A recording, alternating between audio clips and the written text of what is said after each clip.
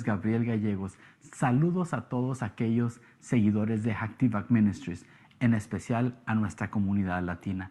El día de hoy queremos compartir con ustedes uno de los artículos más impresionantes que podemos tener en nuestra tienda virtual. Te invitamos a que te quedes y a conocer más del modelo tridimensional del templo.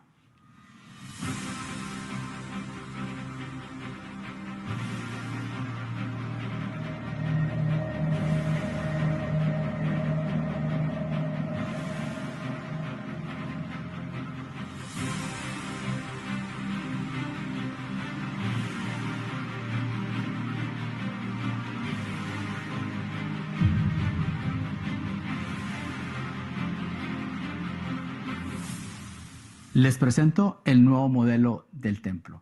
Una de las cosas adicionales que se han agregado en esta impresión es esta base donde está de una manera inclinada de 45 grados. ¿Para qué? Para que pueda enseñarse mejor a nuestra audiencia. O si usted, al igual que a mí, le gusta ponerlo de la manera tradicional y ponerlo en una superficie plana, pues también puedo hacerlo. De esta manera usted lo puede poner en su oficina o en su lugar de estudio o en su lugar de reunión. ¿Para qué? Para que la gente pueda admirar la gran maravilla de lo que se ha podido llegar a hacer. Ahora les voy a invitar a que me sigan acompañando para mirar las siguientes adiciones que se le han agregado a este nuevo modelo.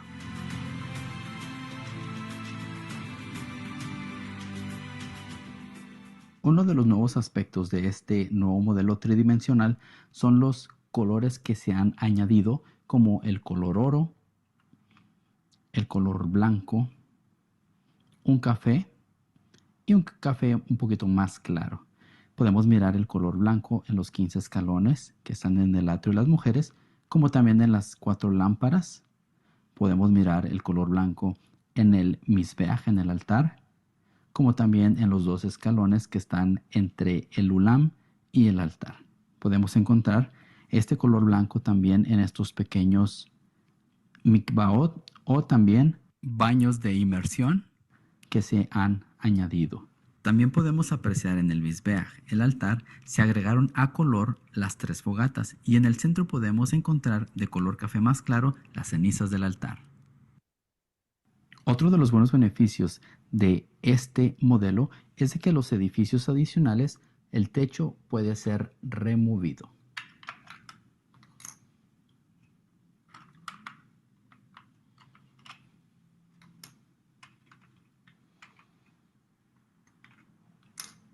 En el edificio sureste podemos mirar cómo el área donde el Sanedrín se reunía para hacer sus juicios, y también se ha agregado un color azul en donde está el lavacro, para así poder distinguir las diferentes áreas.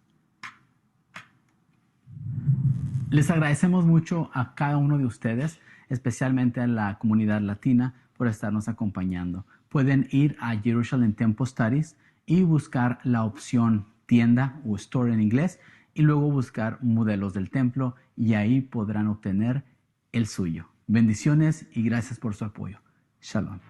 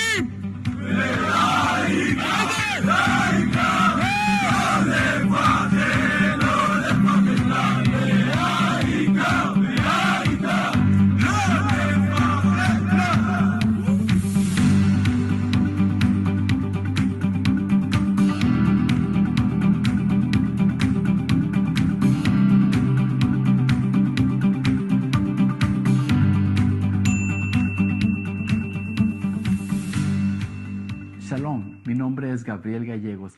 Saludos a todos aquellos seguidores de Active Back Ministries, en especial a nuestra comunidad latina. El día de hoy queremos compartir con ustedes uno de los artículos más impresionantes que podemos tener en nuestra tienda virtual. Te invitamos a que te quedes y a conocer más del modelo tridimensional.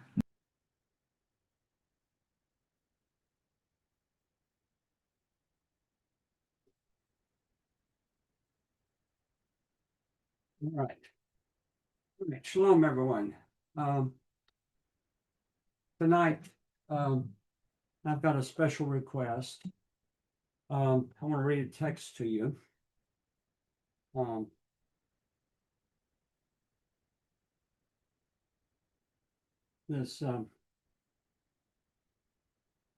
got a call from my son Jacob.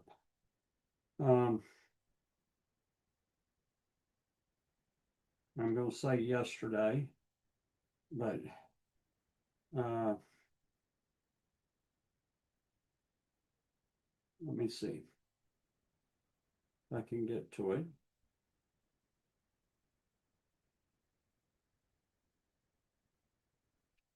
All right. And most of you know that we had two grandbabies that were born in January, just about 3 days apart, 4 days apart.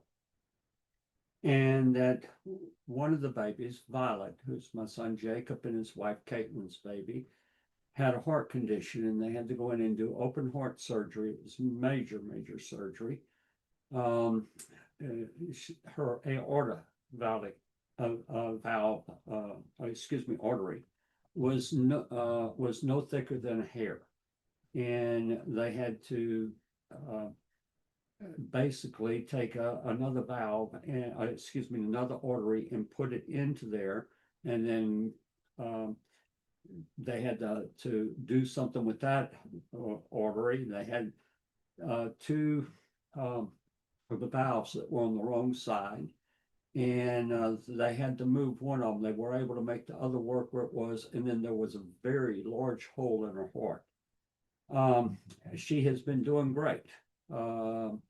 She is growing like everything, just as active as she can be. But they took her in. They had discovered that there was some type of problem in her neck, and that she wasn't getting as much blood flow to her brain as would be desired. Okay, so they had a scheduled appointment, and they went in, okay, so this is the text. He called me, and then he sent a text after, but it says, so we brought Violet in for an MRI on her heads / neck to check the blood flow around that occluded artery. This was the test to determine whether she would need it operated on or not. So at this point, no operation is needed. However, they found a small stroke in her brain that they believe happened after surgery, and because of that, she's being admitted for further workup, observation. We don't know know much about anything else right now, and we'll keep everybody posted as we can. Okay, so they admitted them to the hospital yesterday, and or it was sundown, yesterday they admitted them, and they were hoping to be able to go home today. He called me earlier and said that they're not going to be able to go home tomorrow, today, but maybe tomorrow. They're doing several more tests. They're going to put a camera down her throat, and somehow they're going to be able to get to see the heart. That's what they want to see. They want to see the top of the heart, and they're checking for some other things. And so please be praying for her. She's 4 months old, 4.5 months old, and it's been stressful. I'll say that. And I know it's been extremely stressful for Jacob and Caitlin. Her name is Violet Elizabeth, and her mother's name is Caitlin.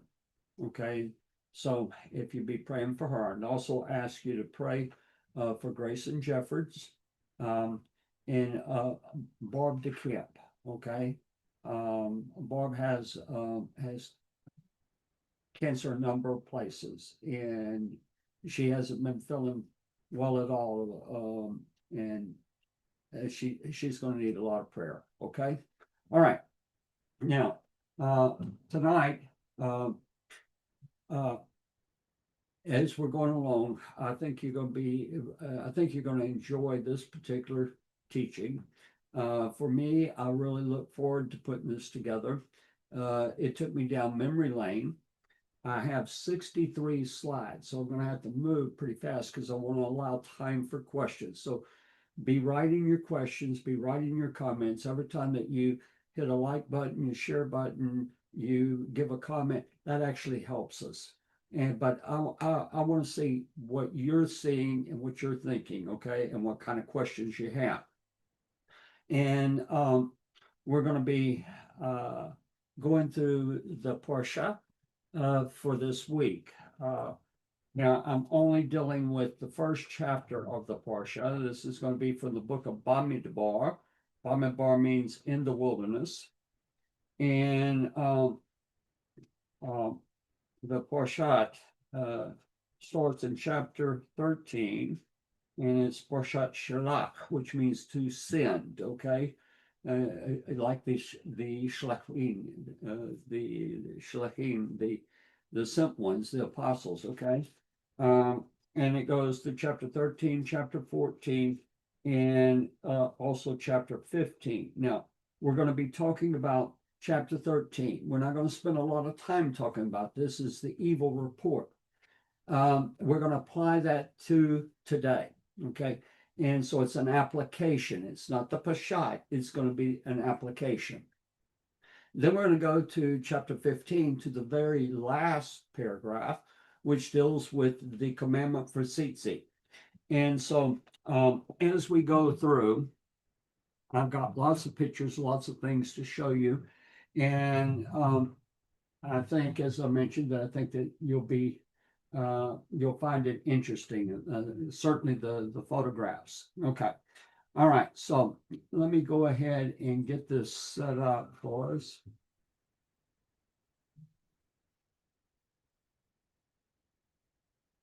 All right.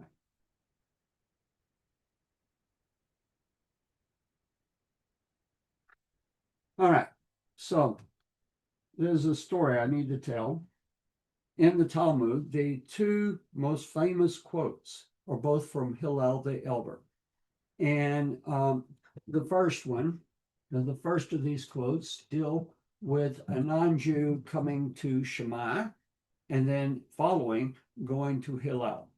And of course, Hillel was the Nasi, the president of the Sanhedrin, and Shammai was the Av Beit Din. He was the vice president.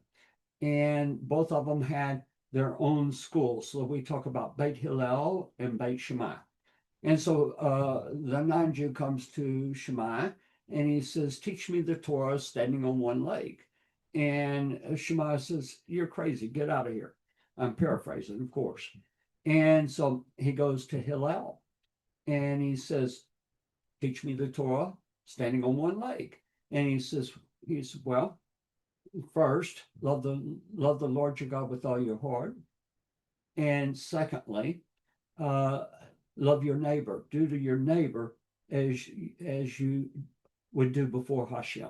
Okay? And so it's a very famous story. The second one is what we're going to talk about. There is this statement that Hillel made.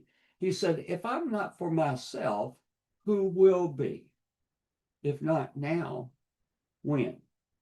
And that's what I titled this particular teaching, if not now, when? And so let's go forward. And here's the quote, if I'm not for myself, who will be? If not now, when? Okay.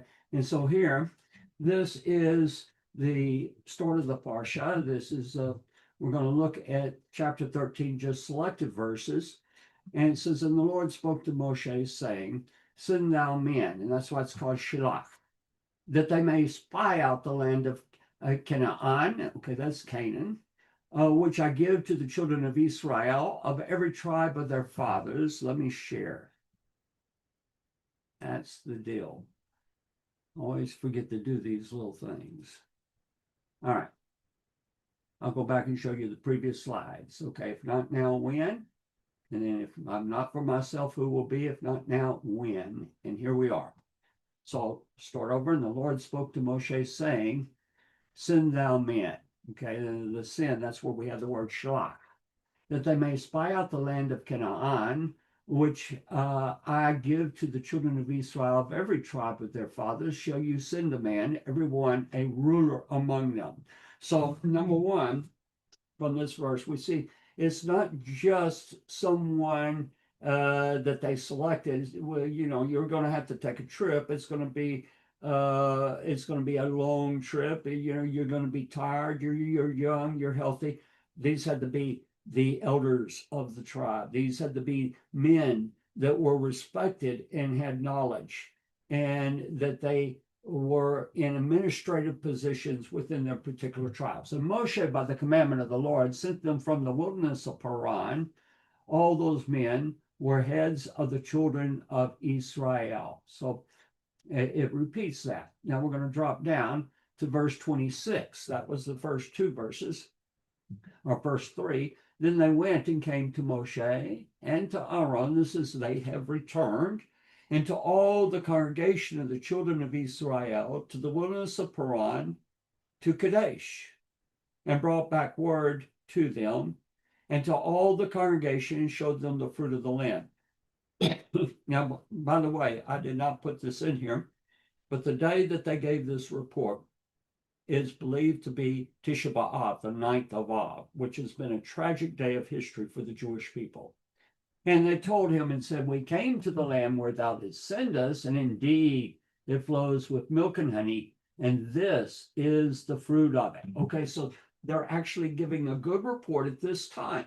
Okay, and so everything they're saying, let me begin to build on this.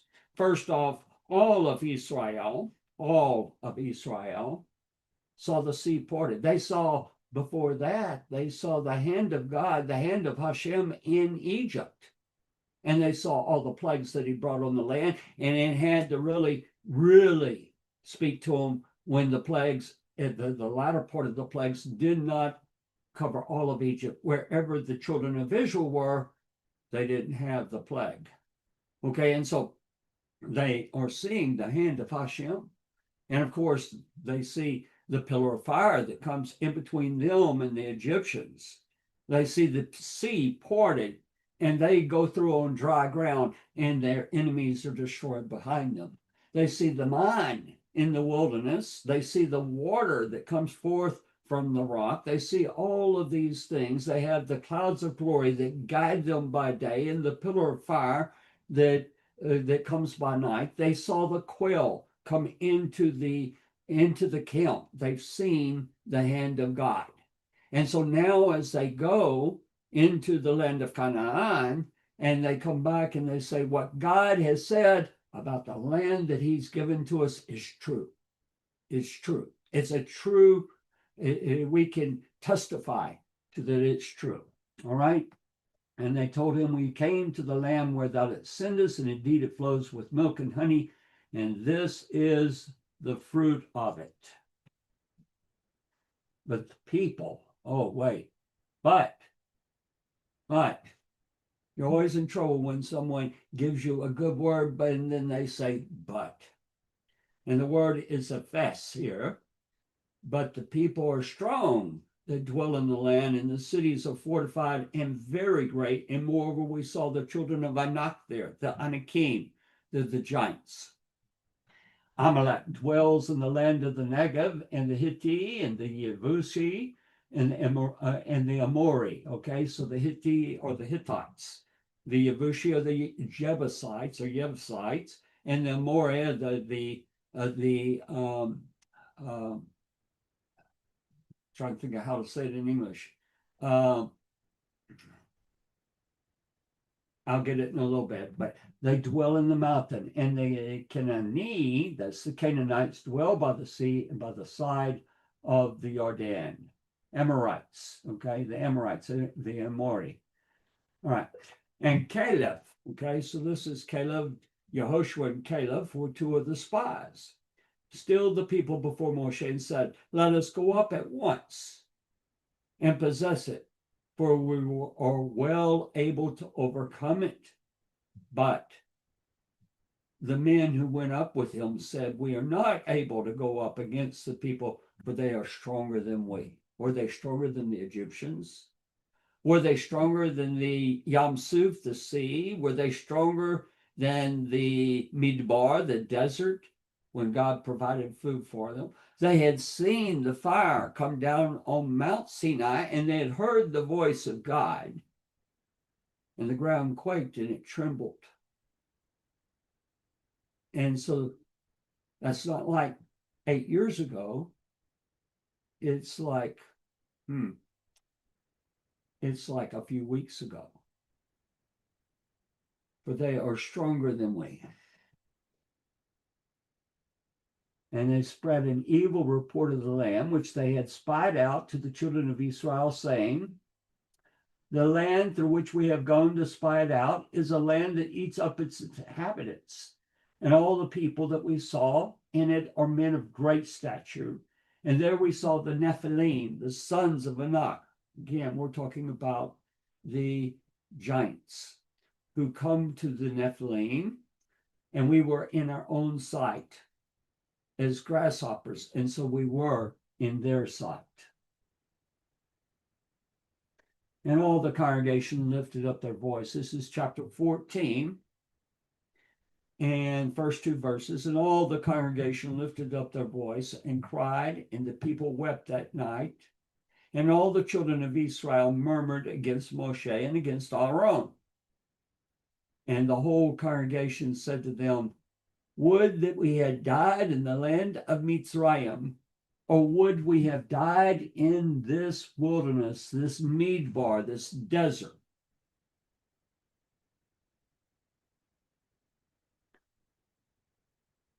And so, why has the Lord brought us to this land? To fall by the sword, that our wives and our children should be a prey? Were it not better for us to return to Mitzrayim, Egypt? Then Moshe and Aaron fell on their faces before all the assembly of the congregation, the children of Israel. And Yehoshua, Joshua, the son of Nun, and Caleb, the son of Yefuneh, of those who spied out the land, rent their clothes. They spoke to all the congregation, the children of Israel, saying, the land which we passed through to spy it out is an exceedingly good land. If the Lord delight in us, then he will bring us into this land and give it us, a land which flows with milk and honey. Only rebel not against the Lord. I want to repeat that. Only rebel not against the Lord. Now fear the people, nor fear the people of the land, for they are bread for us. Their defense is departed from them, and the Lord is with us. Fear them not.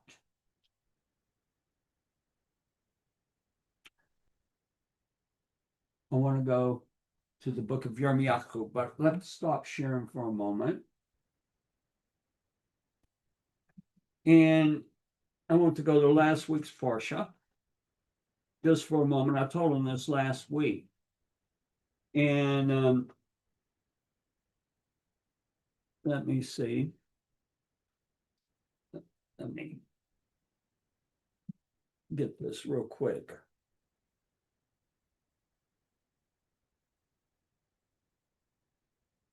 I meant to put a slide in here on this, but I forgot. Okay. And so in chapter 10 and verse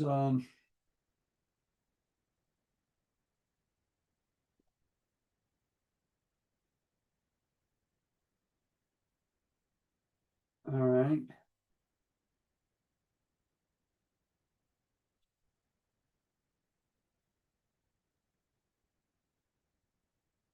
In chapter 10, verse 29, it says, Now Moshe said to Hobab, the son of Ruel, the Midianite, Moshe's father-in-law, we are setting out for the place of which the Lord said, I will give it to you. Come with us, and we will treat you well, for the Lord has promised good things to Israel. And he said to him, I will not go, but I'll depart to my own land and to my kinsmen.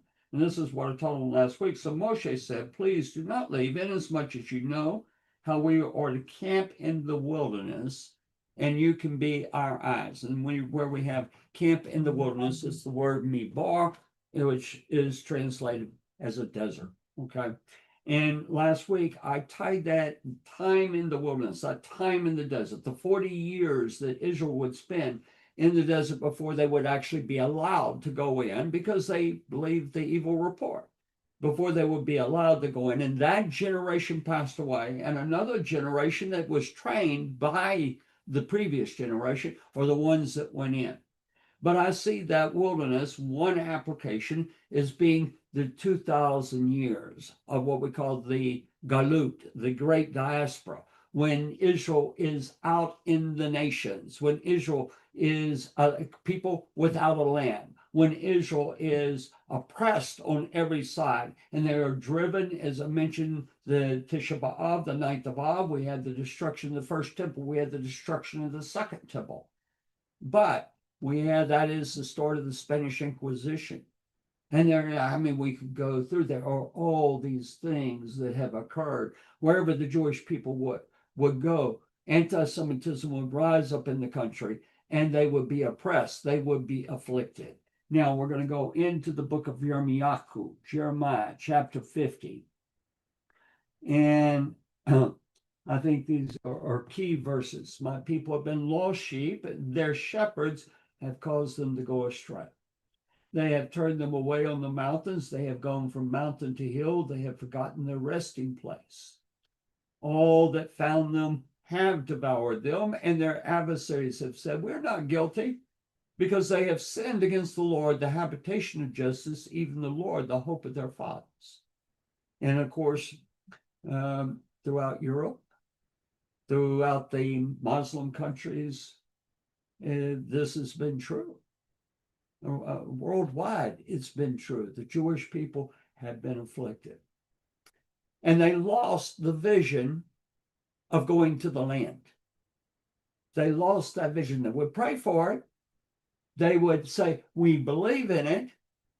But when it came to be back in 1890, the start of the Zionist movement, the first the International Congress of the Zionists, they came together, a small group, to work for the establishment of a Jewish state. And it wasn't just in the land, the ancient land. They were looking at land in Africa. They were looking at land anywhere they could go, because they realized we need a haven. We need a place to go. And for the most part, these people are not going to be they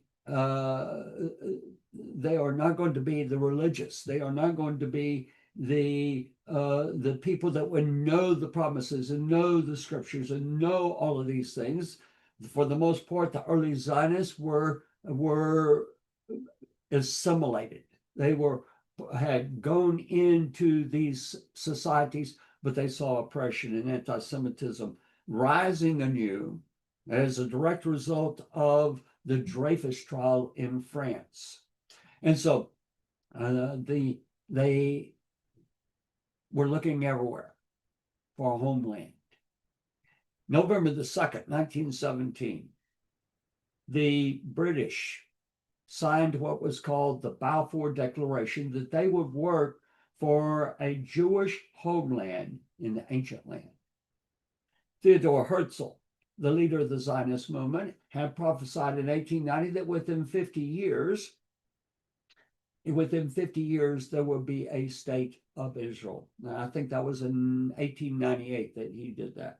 He died before he saw its fulfillment, but Israel became a state 50 years later in 1948 on Eor the Fifth, okay, which was the 8th of, I can't remember the date on the Julian calendar. At any rate, they came into the land. But my goodness, the early Chulutzim were walking out of Russia, walking out of Poland, and they were walking because their houses were being burned, their fields were being destroyed.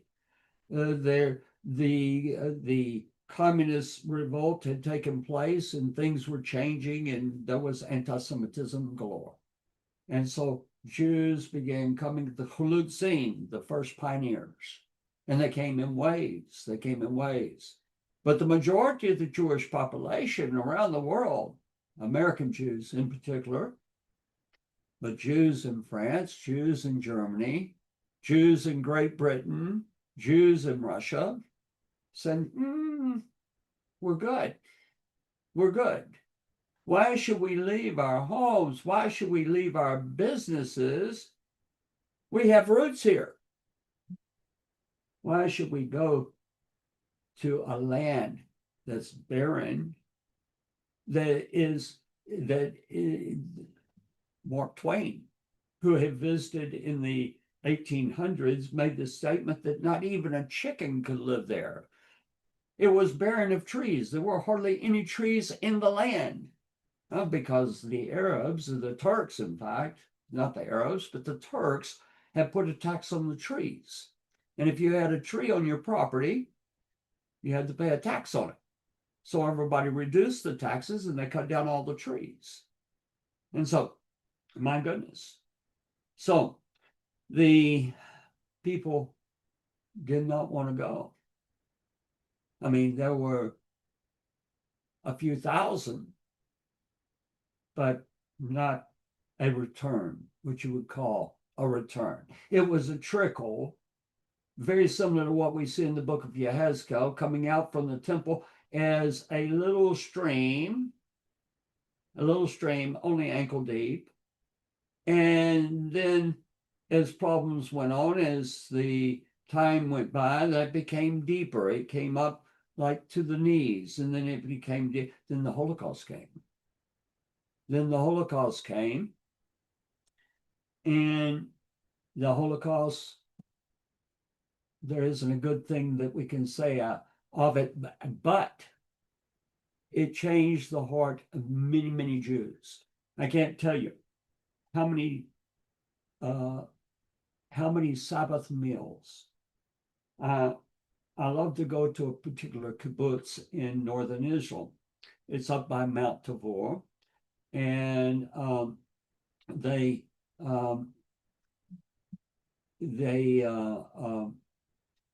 we go to the synagogue for Shacharit service on Shabbat, and then the people of the kibbutz invite us to their homes, and we go and we have a meal with them, and we do the afternoon kiddush there.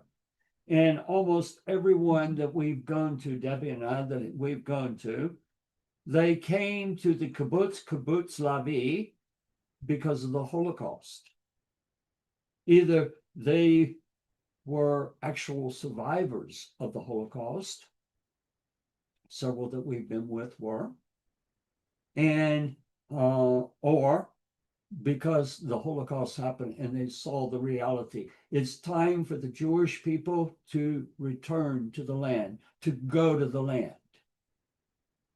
But there's always that big but. But, again, we have roots here.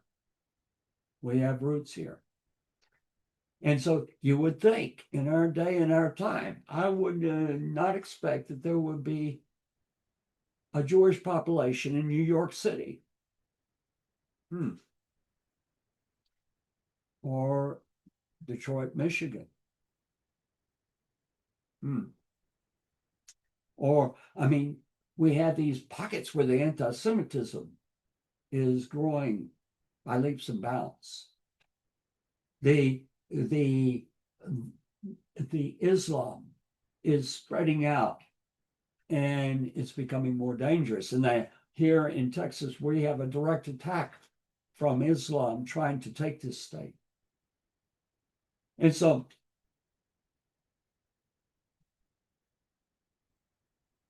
right now, the thing that bothers me is this part when it says their shepherds have caused them to go astray. I'm going to stop sharing right here. I know many rabbis that speak to their congregations about we need to go to Israel. Okay. And there are reasons that people, I would give valid reasons. You have family that can't be moved that are sick. You know, there are certain things that people should not go. Maybe at this time. But my personal belief is that every Jew in the world needs to have in his mind, in his heart, we need to go to Israel. We need to go to Israel and we need to return, and God will open up a door some way, somehow. And so and I know rabbis that I know rabbis and influential Jewish people that is their message. That needs to be the message. It's time. It's time for the people to go home. And for non-Jews, non-Jews a lot of times are unrealistic. It's not that easy to make Aliyah to Israel. You're not going to be accepted as Jewish. I'm not talking about someone that's Jewish as opposed to someone who's not Jewish unless they have gone through a valid Orthodox conversion. And it's hard when you go because you need to be able to speak Hebrew and you need to be able to learn Hebrew as you go. And of course, they will teach you. But if you think, in a year I can master Hebrew and I can go down and get a job anywhere, it's not so easy, because why should they hire you when you struggle in your Hebrew and they can hire a native born that is fluent in Hebrew? And it's hard to get a job. It's hard to sustain yourself. The cost of living is very high. To buy property is very high. And so but the bottom line is, it is a time that God has opened a door. And it is a time that every Jewish individual in the world needs to have his eyes toward Jerusalem and his heart towards Jerusalem, and have that we need to go to the land of Israel, to the promised land. Now, there are a number of rabbis, and there is a tremendous number of Jews that are some, we see them in the mass demonstrations, if you'll call them, the rioting at times on the college campuses, supporting Hamas, supporting Hezbollah, supporting Iran. Okay? This should not be. This should not be. We have rabbis that say, well, we're fine here. We don't need to be there. Okay? So I'm going to go back to the slides, and I'm not going to spend a lot of time on this part because the second part will definitely tie into the first part. Okay, so I'm going to change Hillel's quote. This is, I'm giving an application. And with Hillel's question applied to Israel. And so this speaks to Jews and non-Jews. If I am not for Israel, who will be? And if not now, when? And so I love this quote from him, but I think it has many applications. And so if I'm not for myself, who will be? If not now, when? But if I'm not for Israel, I'm not for myself. I'm not for myself. I am the rebel in the wilderness. And God will lead me where I am. And maybe the next generation. All right, we're going to switch gears now. This is the last paragraph in the Parsha. It's Bamidbar, or Numbers 15, 37 through 38. But actually, it's going to go, there'll be about 2 or 3 slides. But it says, and I color coded this one, and the Lord spoke to Moshe, saying, Speak to the children of Israel, and bid them that they make them fringes. And the word is tzitzit. It's going to be fringes or tzitzit in the corners of their garments. And so you'll see it up here. Tzitzit al, that's on, kampei, vigdekim, on their garments. Okay? And throughout their generations, ledor tam, throughout their generations, and that they put upon the fringe, okay, upon the tzitzit, al tzitzit, of each quarter, hakanaf, patil tekelet, okay, a thread of blue. So we're going to talk about that. I want to talk about the return of the biblical colors. Okay, the return of the biblical colors. And I want to equate this return of the biblical colors to what we talked about before, the children of Israel who saw all that God did before they came out of Egypt, all the plagues that fell upon the land, that saw the pillar of fire, that saw the sea part, that saw God provide the water, God provide the manna, God provide the quail. They saw the mountain on fire, and they heard the voice of God, and they saw all these things. We have things that are occurring among us, tremendous things. And people say, we don't really need, that's interesting. That's a little side note. Okay. All right. So now, by the way, you have the same commandment in the paragraph after the Shema, the Ve'ahavta, in Devarim chapter 4, starting in verse 6. Okay. And so it says, and it shall be, in Devarim, it's not that, that's the,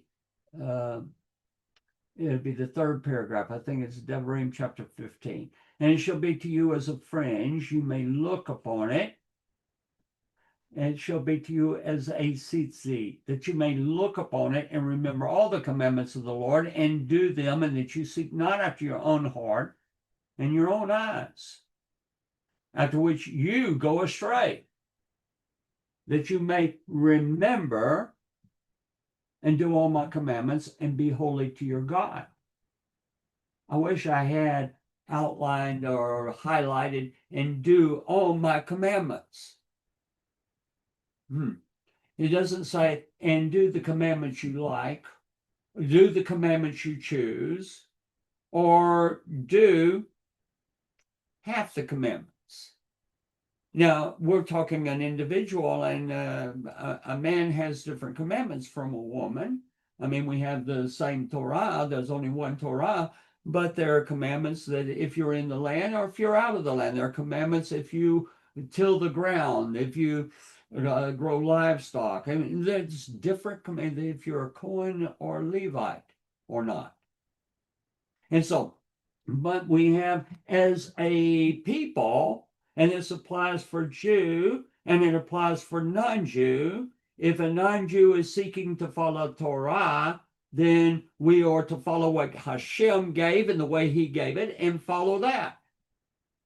But it says, and do all my commandments and be holy to your God. I am the Lord your God who brought you out of the land of Mitzrayim to be your God. I am the Lord your God.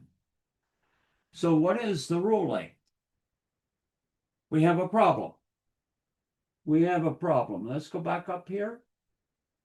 We have this last 2 words are a problem. patil tekelet, a thread of tekelet.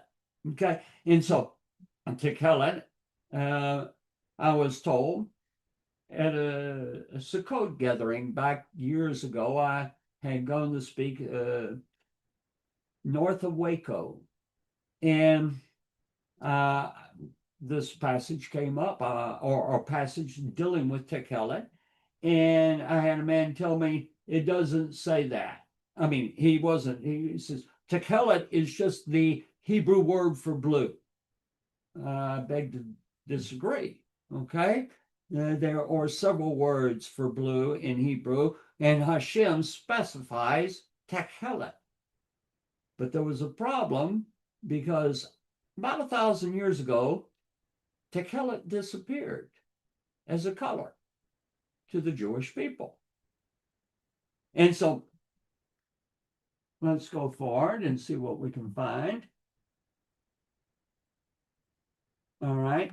The Torah therefore establishes two elements, tzitzit themselves, a patil tekelet, a thread dyed with tekelet, and white and tekelet are distinct mitzvot, and this is covered in the Talmud Bavli and the Tractate Menachot 38a, which teaches the tekelet does not invalidate the white, and the white does not invalidate the tekelet.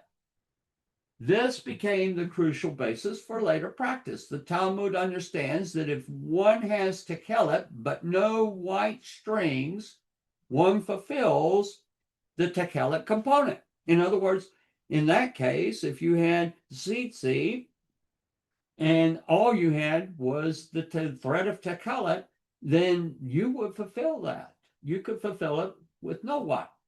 If one has white strings but no tekelet, one fulfills the white component. Thus, tzitzit remained obligatory even when tekelet disappeared. And that's why you see the majority of Jews today have white tzitzit and no tekelet on their tzitzit. So, Rabbi Meir said, now, I want you to notice it says Menachot 43b. That means it's going to be after 200 Common Era, and Rabbi Meir died before 200 Common Era. So this is an earlier teaching. Rabbi Meir was the student of Rabbi Akiva. Rabbi Akiva was the student of Rabbi Eliezer ben Hyrcanus, who was one of the chief rabbis at the time the temple fell. So we are removed from the temple, and we can take back quite a way. So Rabbi Meir said, why is tekelet different from all other colors? Now, the gentleman that said, oh, tekelet is the Hebrew word for blue, any blue will do. Why is tekelet different from all other colors?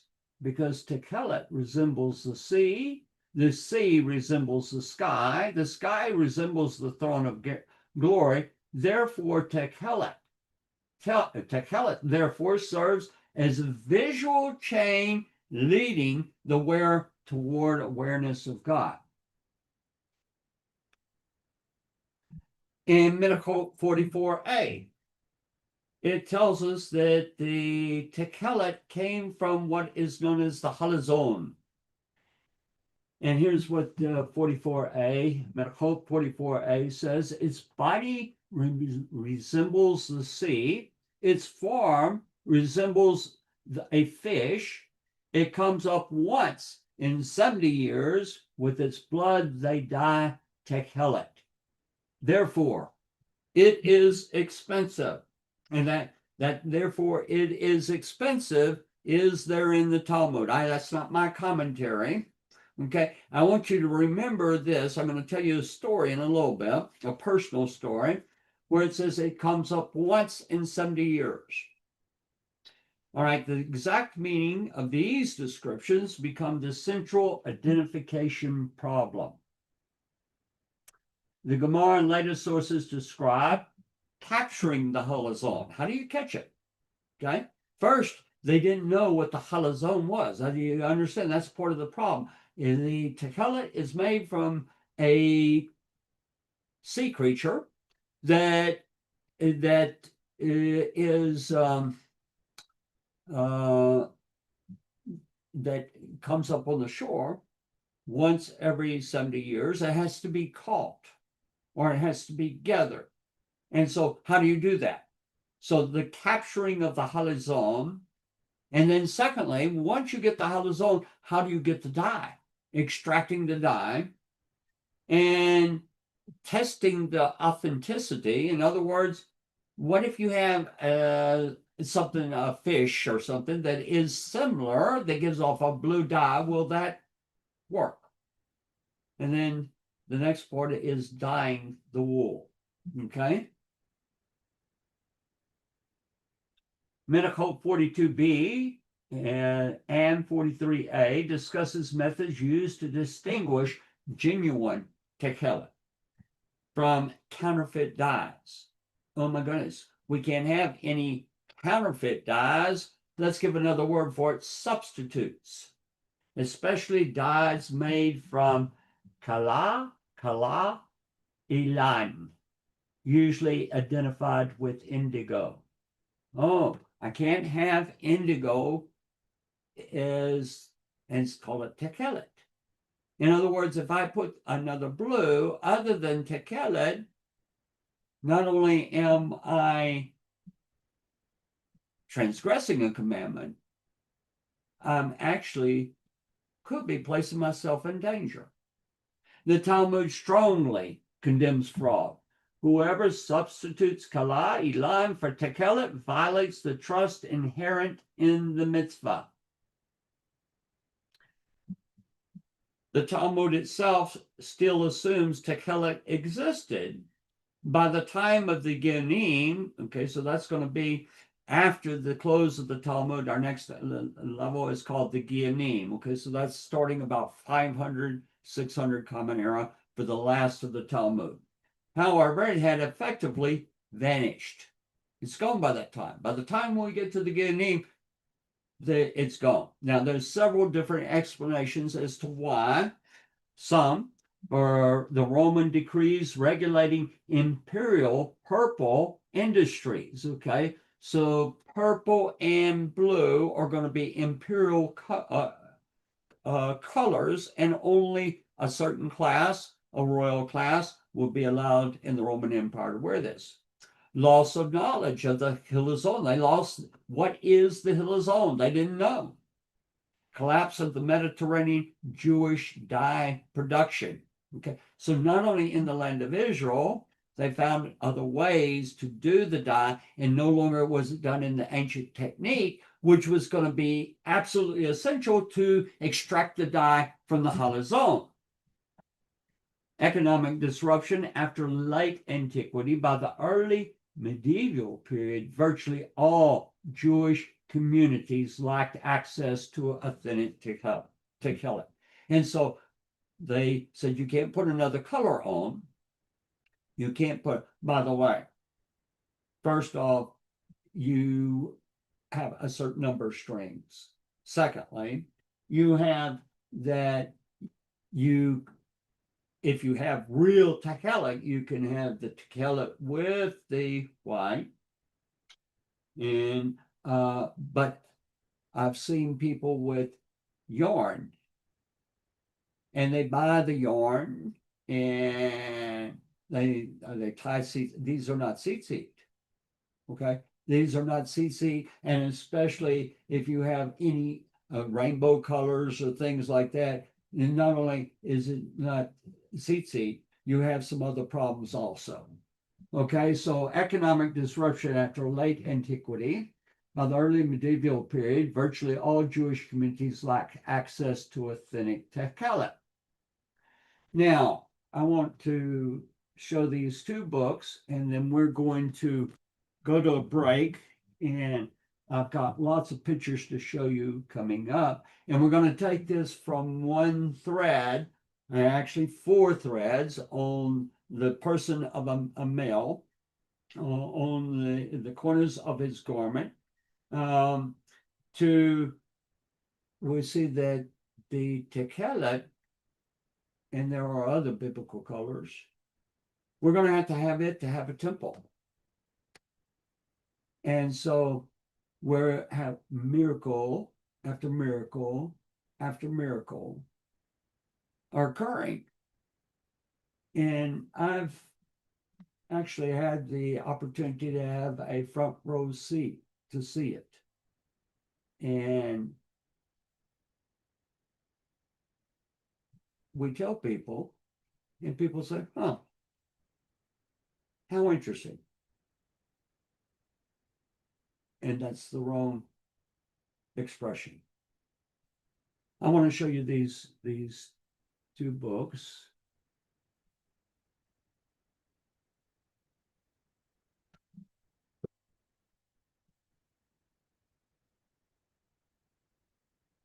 Okay, so this one came out first. It's in English, and it's the royal purple and the biblical blue. Okay, so it's talking about the royal purple, that's Orgamon, and the biblical blue, that's Techelet. This was the study of Chief Rabbi Herzog Herzog and recent scientific contributions.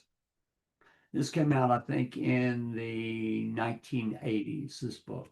This is a book, it's all in Hebrew, called Techelet. And it gives you can see it's quite detailed. There are color pictures in both of these. They've had different animals that have been candidates for the Chalazon, including squid and several other things, different types of seashells, and so forth. But we are fairly certain that we have the Chalazon identified now. We know how it was extracted. I don't see the pictures there in here, but let me see if I can get them for you. We know how it was produced, and here are some of the pictures in this one. Okay. And so if you get a chance, you go to Israel, you can go to the place where they discovered how it was extracted. It's called Dor. And there's quite a story there. Now, when you go, you need to tell them, I want to know about the talent. Okay. We're going to stop and take a break for a few minutes, and we'll come back and we'll get to the pictures. And I've got several things besides just the return of the biblical colors. I'm going to show you some things that I think will blow you away. And I hope that if you are enjoying what you're hearing, please hit the like button, also hit the share button, and put up your comments, put up your questions. One more thing is that in the replay on the YouTube, if you speak Spanish, you can hit a caption, the closed caption, I think, and it will give you the subtitles or the in Spanish. Okay. All right. We'll be back in just a few minutes. Grab you some coffee or get a bite to eat, but all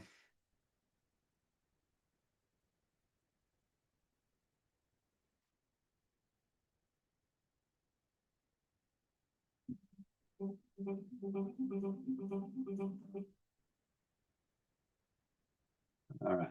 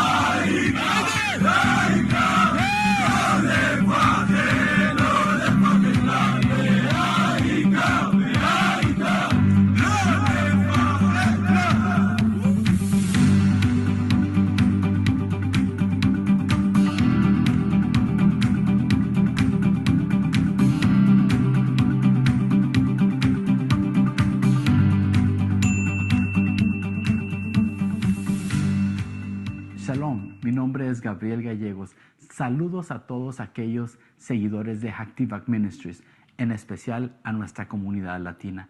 El día de hoy queremos compartir con ustedes uno de los artículos más impresionantes que podemos tener en nuestra tienda virtual.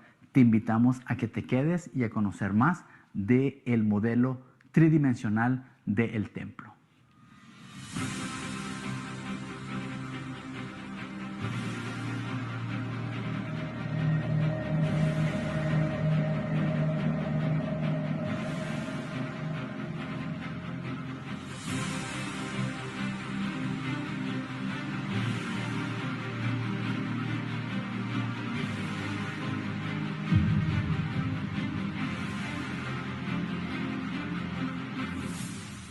Les presento el nuevo modelo del templo. Una de las cosas adicionales que se han agregado en esta impresión es esta base donde está de una manera inclinada de 45 grados. ¿Para qué? Para que pueda enseñarse mejor a nuestra audiencia. O si usted, al igual que a mí, le gusta ponerlo de la manera tradicional y ponerlo en una superficie plana, pues también puedo hacerlo. De esta manera usted lo puede poner en su oficina o en su lugar de estudio o en su lugar de reunión. ¿Para qué? Para que la gente pueda admirar la gran maravilla de lo que se ha podido llegar a hacer. Ahora les voy a invitar a que me sigan acompañando para mirar las siguientes adiciones que se le han agregado a este nuevo modelo.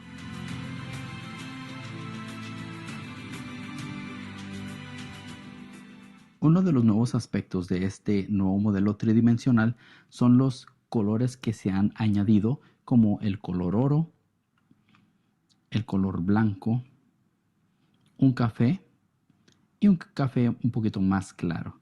Podemos mirar el color blanco en los 15 escalones que están en el atrio de las mujeres, como también en las 4 lámparas. Podemos mirar el color blanco en el misbeach, en el altar, como también en los 2 escalones que están entre el ulam y el altar.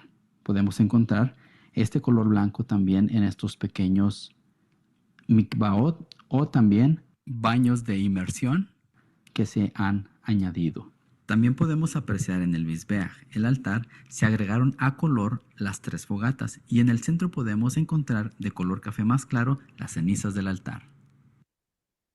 Otro de los buenos beneficios de este modelo es de que los edificios adicionales, el techo puede ser removido.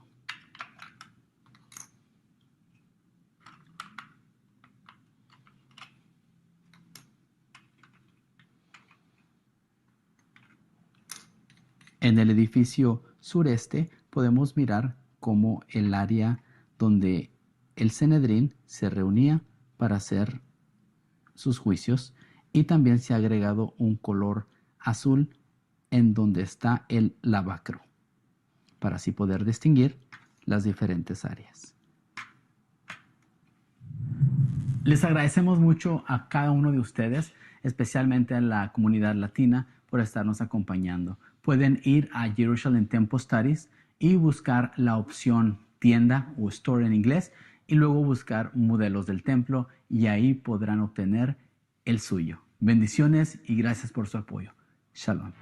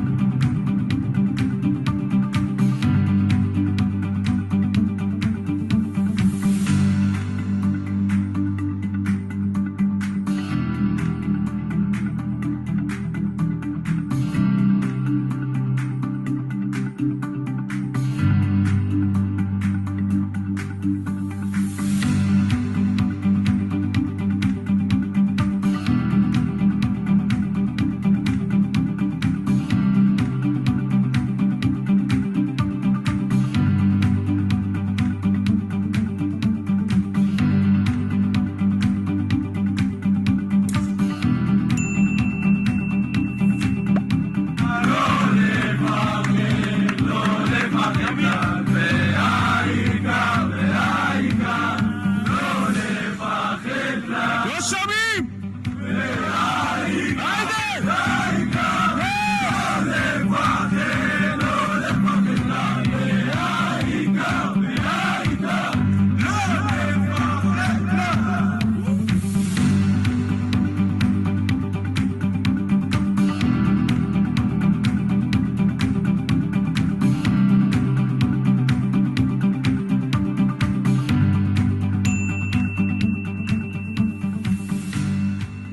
Shalom, mi nombre es Gabriel Gallegos. Saludos a todos aquellos seguidores de Hacktivac Ministries, en especial a nuestra comunidad latina. El día de hoy queremos compartir con ustedes uno de los artículos más impresionantes que podemos tener en nuestra tienda virtual. Te invitamos a que te quedes y a conocer más del modelo tridimensional del templo.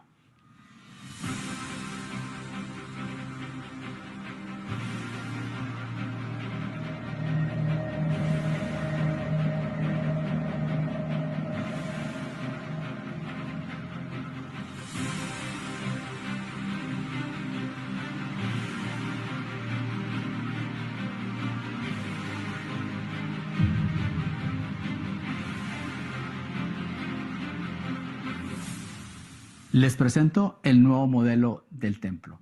Una de las cosas adicionales que se han agregado en esta impresión es esta base donde está de una manera inclinada de 45 grados. ¿Para qué? Para que pueda enseñarse mejor a nuestra audiencia. O si usted, al igual que a mí, le gusta ponerlo de la manera tradicional y ponerlo en una superficie plana, pues también puedo hacerlo. De esta manera usted lo puede poner en su oficina o en su lugar de estudio o en su lugar de reunión. ¿Para qué? Para que la gente pueda admirar la gran maravilla de lo que se ha podido llegar a hacer. Ahora les voy a invitar a que me sigan acompañando para mirar las siguientes adiciones que se le han agregado a este nuevo modelo.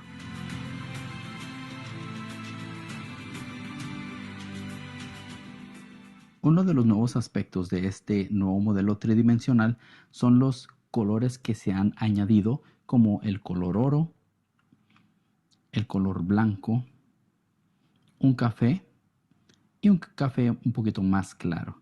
Podemos mirar el color blanco en los 15 escalones que están en el atrio de las mujeres, como también en las 4 lámparas. Podemos mirar el color blanco en el misbeach, en el altar, como también en los 2 escalones que están entre el ulam y el altar. Podemos encontrar este color blanco también en estos pequeños mikvaot o también baños de inmersión que se han añadido. También podemos apreciar en el misbeach se agregaron a color las 3 fogatas y en el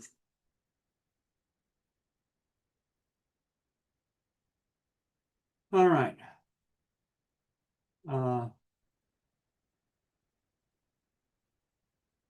Let's we're going to move back into it in a moment. But I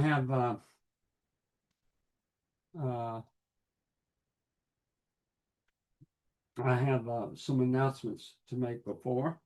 Number one, I'm asking for prayer for my granddaughter. Her name is Violet. She was born with serious heart defects and had major heart surgery, open heart surgery, a few days after she was born. She's in the hospital right now. It's a precaution, but they discovered that she had a stroke, which is not that uncommon in babies that have heart surgery. But please be praying for them. Be praying for her mother, Caitlin. If you're so it'd be Violet Bat Caitlin. If you're praying in the Amidah for her healing. They're running some more tests, and they'll have some tests tomorrow. We're hoping that they'll be able to go home tomorrow and that they have everything looks good.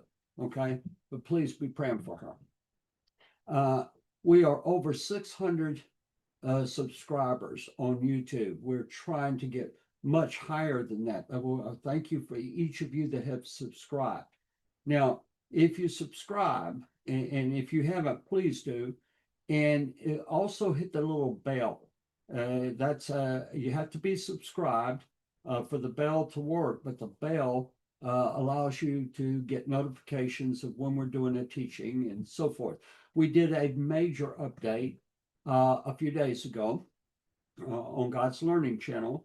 Gila Trebich and one of the officers in the Bronx Brigade, which we talked about the situation in with Iran, with Lebanon, and what's going on in Israel, the peace, no peace type deal. It's a major update, and as you know, there have been missile attacks. There have been Iran involved with Hezbollah. Israel has also attacked several locations in Iran specifically, and Iran has fired hundreds of missiles back towards Israel. So you want to be praying for Israel right now at this time. It is a very tense situation, and at any moment things could explode into all-out war once again. With that, please also, we're going to have lots of pictures. We're going to show a lot of items coming up, and I'm interested to see the questions, the things that you see. Make your comments and ask your questions. Okay. All right. By the way, I am going to do my best to get a transcript of each week's Havurah. I have a service that will do that, and the only thing is we have to go in and edit it because it does not take the Hebrew words and transliterate them correctly. So I'm going to do a pilot, but if you are a member of Jerusalem Temple Study, I have two things that I'm going to talk to Victor about, Victor Schultz. One is putting the transcripts up, and number two, the PowerPoints. And so if you're a member, you could download those, use those for your own teachings, your own research and study. Okay. All right. Let's go forward. Okay, so let me share. And we've already done this particular all right. Now, they have identified, based upon several things, the halazon as a particular seashell that's called a Murex truculus. It's the most widely accepted theory today. It identifies the halazon, and it has a new name. It's called Hexaplex truculus, and that was the Murex truculus. And this is going to come up again. I'm going to show you some pictures of it, and but we'll see. Now, it's used historically for Mediterranean purple dyes, and it is found along the Israeli coast. You can find it along the Israeli coast any time of the year, any year. It's very expensive. The ancient dye workshops match archaeological evidence. Now, before, I mentioned this location called Dor. And at Dor, they found that was a dyeing industry complex. And they found vats, just huge vats of this Murex shell. And in addition, all the Murex shells had something in common. I'm going to try to show you here. I don't have a Murex here, but if you imagine, let me hold this mouse up, okay? So like this would be a shell on one particular point, or like right here, okay? Like right here, there would be a hole in the shell. And so they took a new, not an ancient shell remnant, but they took a new shell. They they cracked a little hole in it. They drilled a little hole, and lo and behold, there was a gland there, a blue gland. And so they removed the blue gland, and lo and behold, it produced a blue color. Okay. And so, based upon the archaeological evidence of these vats, these shells that go back 2,000 years, they identified here's where this was the halazon. Okay. And here is where the gland is that produces the dye. All right. Now, exposure to sunlight converts the dye toward blue. Now, that's going to come up again. So I'll just mention that right now. Chemical analysis fits ancient techniques. Let me share. I'm not sharing. Okay, so let me go here. All right. Ancient dye workshops match archaeological evidence. Exposure to sunlight converts the dye toward blue. Chemical analysis fits ancient techniques. Difficulties. Come up once in 70 years is obscure. Its body is not obviously fish-like, okay? But you have to understand that fish-like can just mean a sea creature. Okay, that's why at one point there was a theory that it was a squid. Okay, and a squid certainly doesn't look like a fish either. Now, in 1988, my father died. And I was given a trip to Israel. It was not leading a trip. I was given a trip to, I'm going to say it was in 89 or 90, probably 90, to Israel. And there was a group going, and at that time I was on TBN, and they gave me the trip, hoping that people would get on the trip because I was on the trip. And so not only did they allow me to have my expenses paid to go, they offered that I could take someone. And so I took my mother, and we went, and I was, for years, the temple was everything that I studied. Okay, I studied it every minute of the day that I could. And so the highlight of the trip, I had two highlights to that trip. One was going up on the Temple Mount for the first time. And the group didn't go up. I went up by myself. And the second was we went to the Temple Institute. And you have to remember, back then we didn't have internet.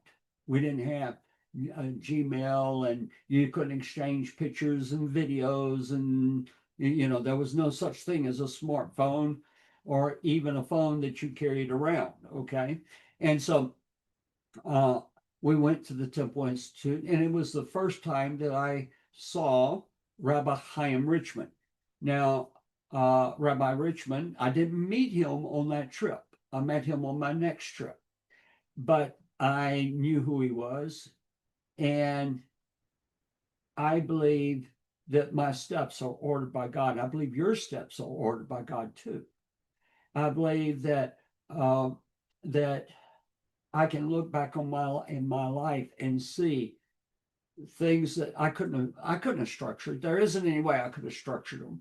So we went to the Temple Institute. Rabbi Richman's talking to the group, and he has a Jerusalem Post, the newspaper, is a real newspaper back then.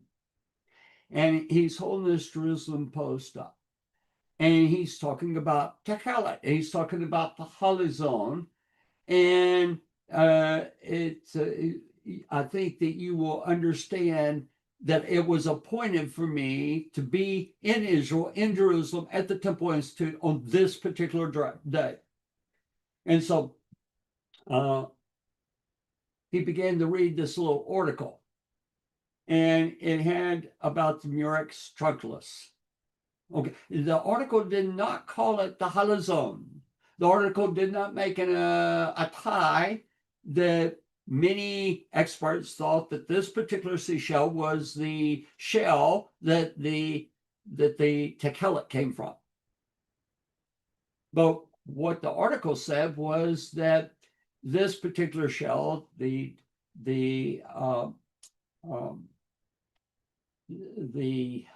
I've already forgotten the name of it. Yeah, the Murex trunculus can be found on the shore of Israel at any time. Okay, then it doesn't matter what season, but not in any great quantities. You go out, people might go out and look for a day and get a bucket full. But wait a second. What the article was about, that this strange phenomenon was happening, that they were covering the seashore. These seashells for this particular murex were covering the Israeli seashores. And the amazing part, and this had not occurred in the last 70 years. And it's like you're reading the Talmud. You're not reading the Talmud, you're living the Talmud. And I had goosebumps. I mean, and I knew I was supposed to be there to hear that at that time.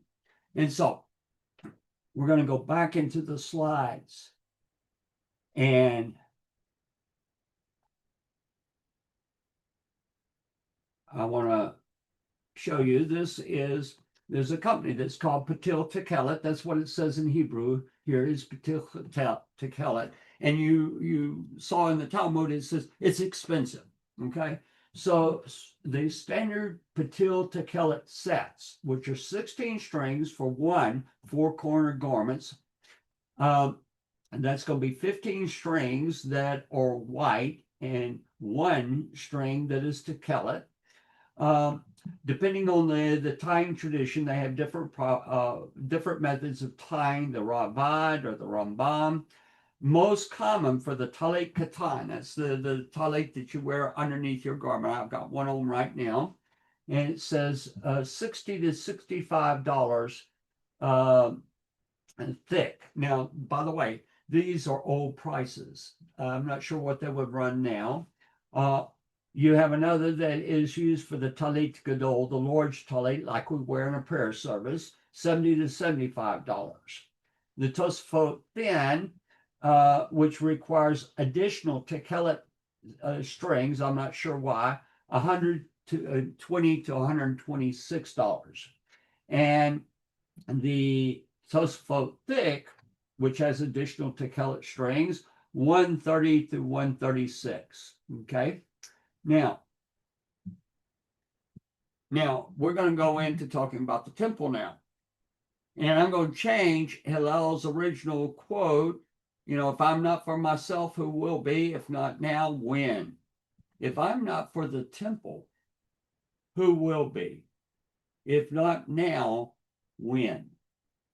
Right now, I believe that every Jew and every non-Jew that is desiring to follow the Torah, we need to observe the mitzvot according to the way that they're observed. We need to observe those commandments that apply to us, but we need to know all the commandments. And a major thing we have is Build Me a Mikdash. It applies to all of us. And we have 276 commandments that we cannot do. We cannot do without a temple. Out of 613, that is a major part. And we have probably 100 more that we can only partially do without a temple. That means over half of the commandments we can't do. But it's said before. I can take us back to the slide, but if you'll remember it, you shall do all my commandments. So if you are a teacher, if you are a rabbi, it should be at the top of your list. We need a temple. May it be your will that the holy temple be built speedily, soon, and in our days. Oh my goodness. All right, so now the temple institutes reconstruction of the Me'il. Okay, the Me'il, spelled there in Hebrew, is the blue robe, the Techelet robe of the Kohen Gadol. Was one of the most ambitious parts of its priestly garments project precisely because of the enormous amount of authentic Tikhelot required. It takes a lot of Tikhelot. This, Becky Watts sent this to us. This is from a conference that we did back, I think it was in 2005 or 2006. And we did this right across from NASA. We rented a big, huge conference room, and I spoke and Rabbi Richmond spoke. And he had brought the meal that they have made. Now that is Tikhelot. And except for on the bottom, we have the pomegranates and we have bells. We have 72 pomegranates. We have 72 bells. Except for that, everything in that garment is Tikhelot. Now, if a 4 strings will cost you a minimum of $65 back several years ago, you can imagine. I couldn't get it how much they spent on this garment. But this garment they started making probably in the 1990s. And it cost back then probably close to $50,000. You can imagine what it would cost today. Okay, now there's more. All right. The exact quantity has never been formally published by the Temple Institute, how much Tikhelot it took. However, from the dimensions given by the Rambam and Josephus and from the modern textile estimates, scholars estimate that the meal required many hundreds of meters of Tikhelot dyed wool thread.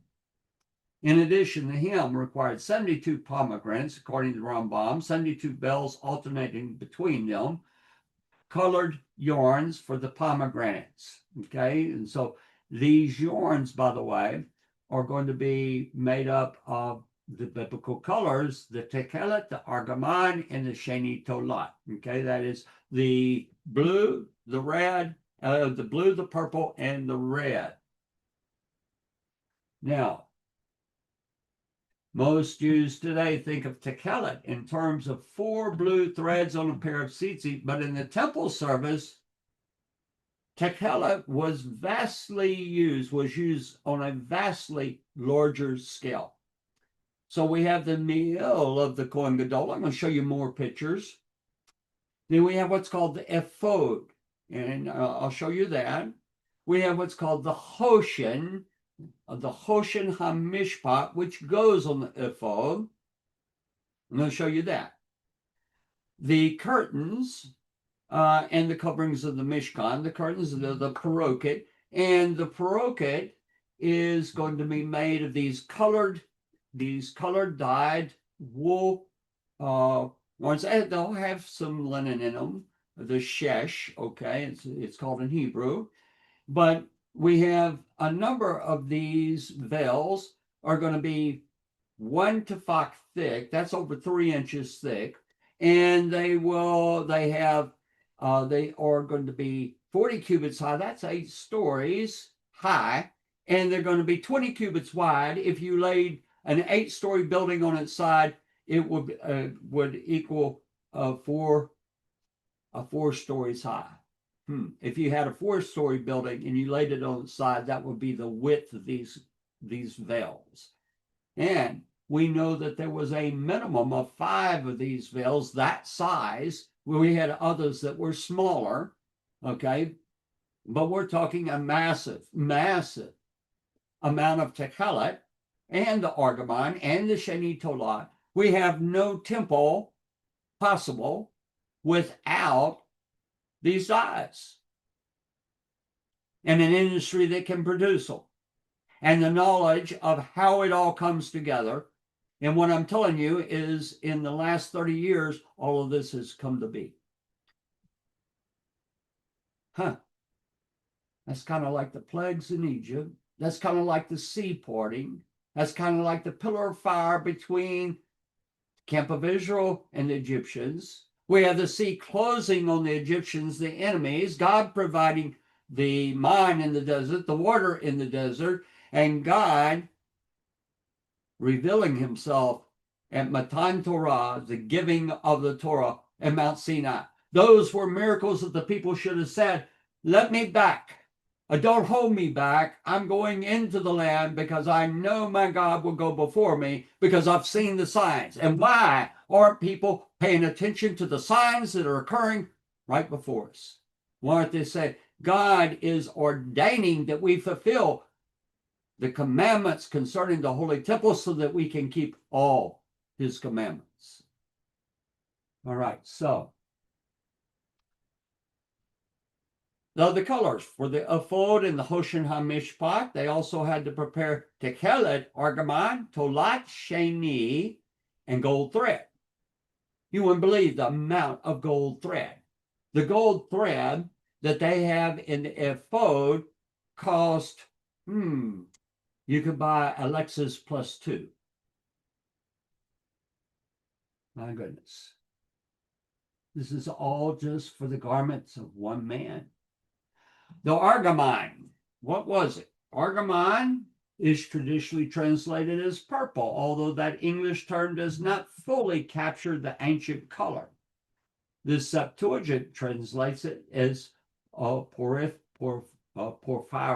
and that's probably horribly pronounced there. The famous Tyrian purple of the Mediterranean world, Josephus, consistently uses the same Greek term for argamon.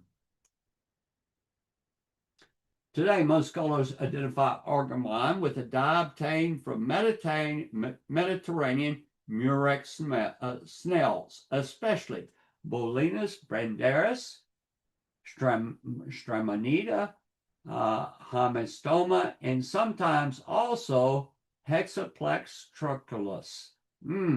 Hexaplex trunculus, that is the Morex trunculus. That is what the techelet comes from. Now, I have a story to tell. You saw that they had to expose the techelet to sunlight, okay? But they couldn't figure out how to get it to turn purple.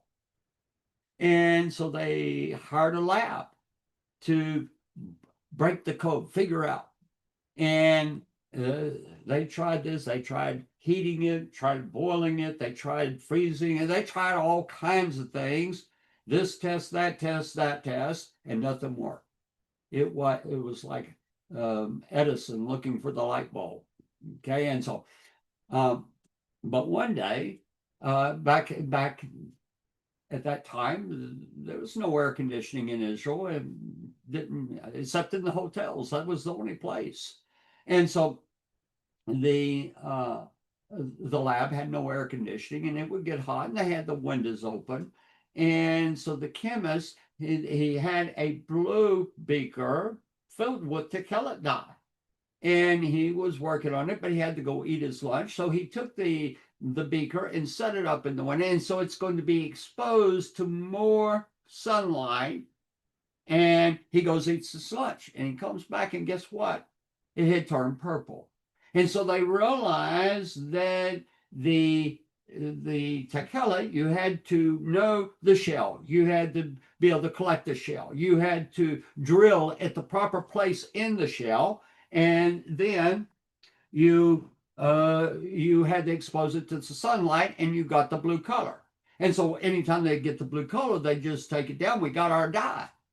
But by leaving it longer, exposing it further to the sunlight, it will go from blue to purple, and you have the argamon. So, unlike techelet, whose color was blue, argamon appears to have been a reddish-purple royal dye. Ancient authors describe Tyrian purple as extraordinarily expensive. Makes sense. The Roman historian Pliny records that some purple garments were worth their weight in silver. We have a quote in the Besikta Rabbati. He saw men dressed in red clothing. This is argamon. So it's a purple, but it has a reddish tint to it. Okay. Now the tolat sheni. Tolat in Hebrew means worm. Okay. And this is the scarlet color. And the name literally means scarlet worm or crimson worm. This is unique because the Torah itself identifies the source, the tolat, as worm, rather than merely describing the color. Source of the Tolat Sheni, this is important. The overwhelming scholarly consensus identifies it with scale insects living on oak trees. The leading candidate today is Kermes echinatus, relating to Kermes vermilion. These insects attach themselves to Palestine oak called Quercus caliprinus. The Caries oak, the Quercus cocifera. Now, my Latin is every bit as bad as my Greek, okay? And so I apologize for the terrible pronunciations, but I want to tell you a story. You see that picture? That is the first Tolat Sheni that's been made in over 1,000 years. I took that picture. Do you see that bag? This particular oak tree that this worm that produces the Tolat Sheni, and by the way, that hasn't been a mystery. They didn't have to figure out how to make Tolat Sheni. They knew it. The problem was nobody harvested them. We have synthetic dyes now. And so the whole industry had died away. And secondly, if you remember, I told you all the trees have been cut down in Israel. They cut down all the oak trees. That's a tax.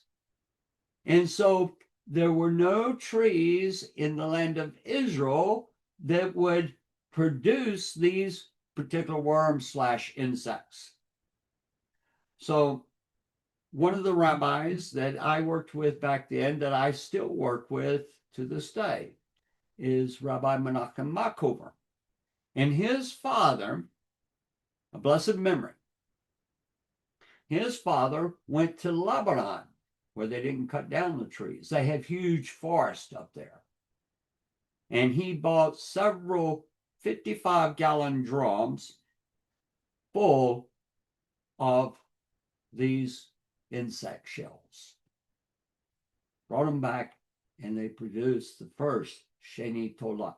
Now, again, God allowed me to be able to see this, not only to see, but know the people personally that were involved. Okay. And so we have 3 colors that have returned, that we can't build a temple without them. And it deals with every single male that wears a talit katan. And how big a miracle is that? Okay, so let me show you some of these things. Oh, by the way,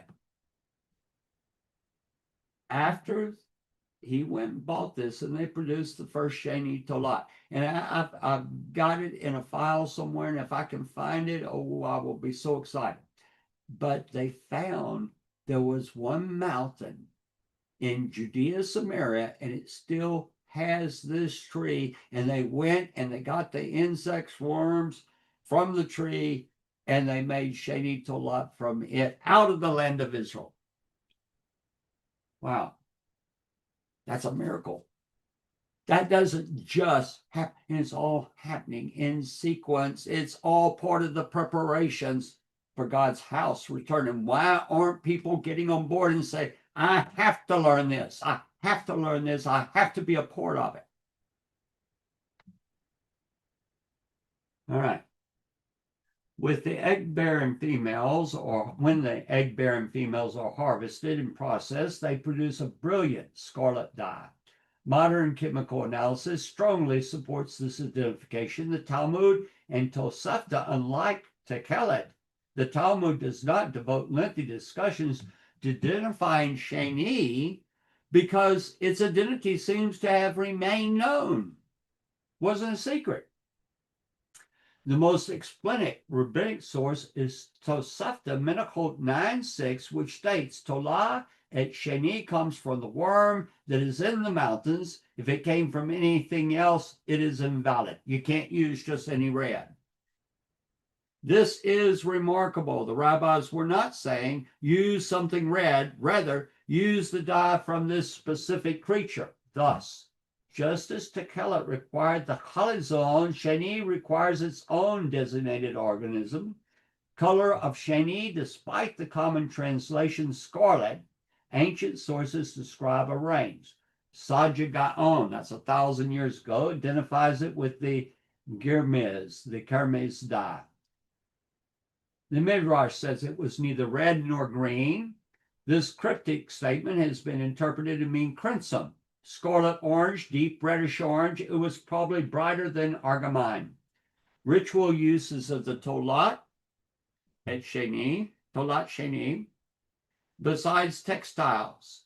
Sheni appears in several purification rituals. The red heifer. The priest shall take cedar wood, hyssop, and tolat Sheni. You cannot have a red heifer without the tolat Sheni. The book of Numbers. The scarlet wool was thrown into the burning of the heifer. Purification of the Matzor, biblical leprosy. Cedar wood, scarlet, and hyssop. Cedar wood, Sheni, tolat, and hyssop. Book of Leviticus again. Scarlet wool formed part of the ritual. The Mishkan textiles. Sheni was woven into curtains, screens, priestly garments, ephod, and breastplate. All right, so for the Tekelet, we have tzitzit, the Me'il, and temple textiles, the argamine. We have purple, reddish purple, the ephod, the Hoshen HaMishpat, that's the breastplate of judgment, and the curtains. That's the paroket. The Tolat Sheni, Kermes insects, the scarlet crimson, and it's used in the ephod, the Hoshen HaMishpat, the breastplate of judgment, rituals, the Matzorah and the red heifer, and for the curtains, the paroket. Now here you see tzitzit with Tekelet, and it's tied. Okay. All right. Here's your Murex truncus, the shell. Here is the again, you're able to see this closer up, the package you can buy. I have mine tied at a place that's called Mishkan Tekelet in Jerusalem. Now, this, Rabbi Richmond came over. When he would come, he would bring garments with him and items of the temple. And so what you see on this is the headdress is not what would be, they had not made the headdress for the high priest. But at that time, we did not have the Me'il, had not been constructed. Okay, so that's just a blue cotton garment or something. But here, this is the ephod, and where you see the stones, that is the Hoshen HaMishpat. I'm going to show you the back of it. Right now, you're looking at the shoulder. You see these little black stones on the shoulder. Those are the remembrance stones. And in front, you see the Hoshen HaMishpat. Now, you see how the Hoshen Mishpat is folded. So you have a half a cubit by half a cubit that is visible, but the whole thing is a cubit by a half cubit. I said a cubit by a cubit, but it's cubit by a half cubit. All right. And so here you get a front view, and here we get the stones. I want to show you the stones. Now, I saw these stones, got to actually hold them. The stones themselves became a miracle because where it lists the stones, the Hebrew words, they didn't know what these Hebrew words specifically meant. So in your English translations, Spanish translations, they just put a name of a common stone, like a jasper or a sardis, or, something like a topaz. And so they had some very wealthy Jewish families in South Africa had mining companies, and they did the research in conjunction with the rabbis as to what the identification of these stones were. And so they used the Tanakh, they used the Mishnah and the Tosafta and the Talmud and all the ancient sources. And it was based upon the texture of the stone, based on the color of the stone and so forth. But they came up with the identity of the stones. So you have a different type of stone for each of the tribes. So in the right-hand corner, upper right-hand corner, we have the tribe of Reuven and Shimon and Levi and Yehuda and so forth, okay? And so the last tribe here is Benjamin. Now, as I mentioned, I saw the stones before. The stones had been cut in this fashion. They already had the beveled edges on them when I first saw them. They had not been set in gold, and there was no inscription on top. Now, so look, we're going to come back to that slide. I want to go forward to here. Here is the slide of the tribe of Yosef, okay? So they cannot use metal to inscribe the stones. And they used a residue from a particular type of snail, and they mixed it with certain things, and it made an acid, and that's how the original were made. They lost the identity of the snail and the technique for making the acid. And so in the late Second Temple period, when they had to remake the Hoshen HaMishpat, it didn't have the names of the tribes. This is why in the book of Nehemiah, where they had the priesthood, they had the temple, but it says, until a priest arises with Urim Ve'Tumim, because these letters light up when you ask certain questions, and only the Kohen Gadol, who is unable to see them on his chest, okay? He can't see them. He sees them in front of him. Everybody else can see the letters light up, but they are and they are scrambled. Now I want to show you this stone. Let me go to this one. This is the first stone. We have extra words. You see in the margin here, it says Abraham, and then it says Yitzhak, okay, Yaakov, and here is your first tribe, Reuven. Now let's go back to this one. Then it's hard to see this because of the glare, but up here it says Benjamin, and then here it says Shevatei, and it has the Yod, the Hey, the Vav, and the Hey, the tribes of Hashem. Okay, that is there. Now, this, we're going to come back up here. This is the weave of the Hoshen HaMishpat and the ephod, and so you can see the tekelet, and we have the argamine is a little bit harder to see. There's argamine in here, so you have the tekelet, you have the argamine. Here is argamine right here, if you can see my cursor.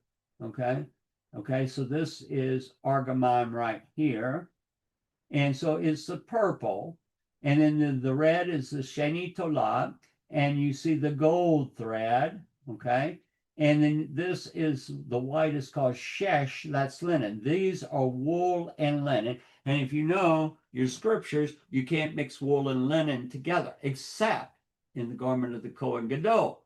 And we asked Rabbi Richmond why. Why does he get to wear? Because he is in a special environment, and the temple itself is a special environment. Okay, and so this this is a 6-ply thread. Now the weaving, let me find it. Okay, the weaving is there's two types of weaving. Okay, so when you have like a belt that goes around the coin, it is not a 6-ply. the 6-ply is for where they weave a design in the middle of the garment. The paroquet were with this special weaving technique. And if you look real close right here, if you look at my cursor, there's a pomegranate here. All right. Now we're going to look at the back. Look at this. Can you see the pomegranate? And this is the way on the paroquet that is in between the HaKodesh, the holy place, and the Kodesh HaKodeshim. We have the four heads of the cherubim. And so you had a head looking at you from one direction, which was that of a lion. You had the head on the back was, I believe, an eagle, and then you had an ox and a man to the sides, and that was in between in the tefach. It had that design.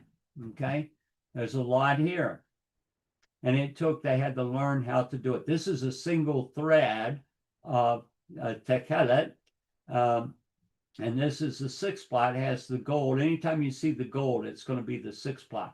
This is a drawing or a painting done by Rabbi Israel Oriel of the garments. Now, this is before they constructed them. And you can see this is the ephod. It looks like a skirt with suspenders somewhat. But this is how it actually looked right here when they made it. Okay. All right. And so let me go forward. So here, this is called the Hoshen HaMishpat, the breastplate of judgment. And as I mentioned, it's a pouch. And inside, they have a text inside on a parchment. And that is also your Vetumen. Okay. And I was very involved in the raising of funds for all of this and so forth. Okay. So now here, the kippah, here we have what's called the seats. I'll show you some pictures of that in a moment. Here's the remembrance stones, the settings of gold, the golden chains. All these are described. The breastplate is attached to the ephod. We have the ephod here and here, and then the breastplate sitting on top of that. And we have a band of techelet that comes down. See it on the side here? We have the me'il. The pants are not shown. They are under the robe, and the pomegranates and the bells. Okay. Let me see. Well, going the wrong way. Here's the back side. So the kippah of techelet. All right. And so all the priests wore kippot underneath the top of their thing. He had a kippah of techelet and another one underneath the hat. He had the mitre under the kippot. Okay, the golden crown extends around the back, and it's also tied with techelet. The remembrance stones, the settings of gold, the tunic, that's the white garment that sticks out, the ephod, the me'il, the blue robe, the pomegranates, and the bells. Okay, and here are these are your remembrance stones that go on the shoulder. And there you see the setting that was crafted for that. And this was done by Rabbi Oriel. He was the head of he still is the head of the Temple Institute. And what it says is Kadosh LaHashem, but it spells the Yod, the Hey, the Vav, and the Hey. And very interesting, it says when he goes in so that you may see it. But he's the only one that can't see it, because can you see something on your forehead? No, you can't. Okay, it doesn't mean that you see it visibly with your eyes. Okay, that's the way that it's understood on the Zitzi, when it says to see, to be aware of them. Now, by the way, this white-headed guy there, this was a long time ago. This was 20 years ago, probably. Is me, Rabbi Richmond, and here he's explaining the garments.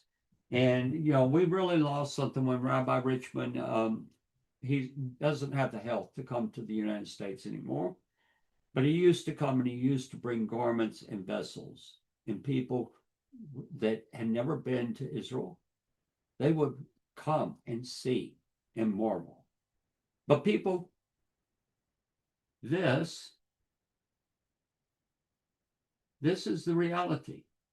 I could go on and on and on and show you the miracles of God. God is doing just like the spies that went into the land. It's just like what God described. Our problem is too many people have a but.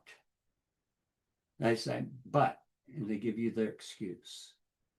It's time that you, if not now, when? You have to be devoted to Israel.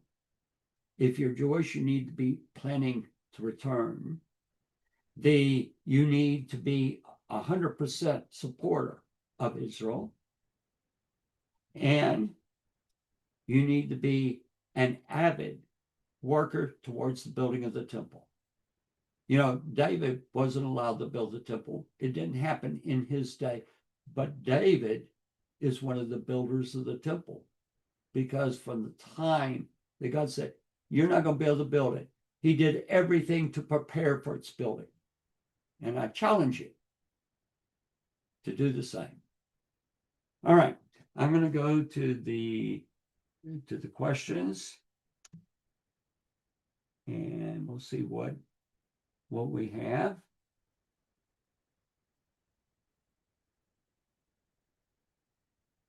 If you got questions, jot them down real fast, okay? All right, Richard's here from Greenwood, Arkansas. And always glad to see you. Shalom from West Central Indiana. Tim Smalley. And Tim, I'm looking forward to seeing you again when we come up that way. Jeff Fosberg from East Lansing, Michigan. Jeff is one of my favorite people in the world. And you know what? If anybody that I know fulfills what I've said tonight of working to see the temple built, Jeff had a stroke. And Jeff went on the last trip with us to Israel to study the temple. He's there every week in our research meeting. Amazing. I just wish there were 1 million plus Jeffs. From Del Galacta Heath, from Wisconsin, from Beth Emanuel. I got to check and see when the temple course I did for them is coming out. Okay. Barb DeCamp is here. Wow. Barb, we're praying for you. And we're going to keep praying for you. All right. And tell Guy I said hi. Betty Brush, also from Beth Emanuel. Gloria Pelletier from Cutler, Ontario, Canada. Love Ontario. And we possibly are going to be heading that way sometime before too long. All right, let's see. Janet Meadows. Janet, always, every week, I love to see your name here. And Gabrielle from Big Texas. And Ann Shepherd, and she's going to be over here tomorrow. Yeah, here at my house. She's bringing her son to help us with the hot water heater. From Port Neches, Texas. And thank you for the prayers for Violet. Scott Paddock. Scott's one of the best teachers of the temple. I mean, he's really good. And he teaches good on everything he teaches and everything. And yeah, and Scott, we got the hot water heater and it's going in the attic tomorrow. Mike Fincher, another one of our research team. So is Scott. And one that's on fire for the temple and for Israel.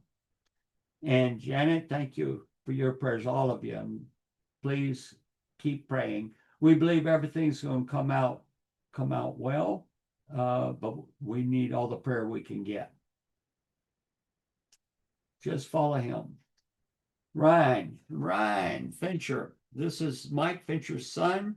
He was on our last trip to Israel when we went to study the temple, and he also went as a young boy, and so his first trip, and that was his second, and so I'm glad you're here. All right, from Manifestando El Reino 7. All right, from Ron Stone. Ron used to go in back in the 1990s with us for all the time from Columbus, Ohio.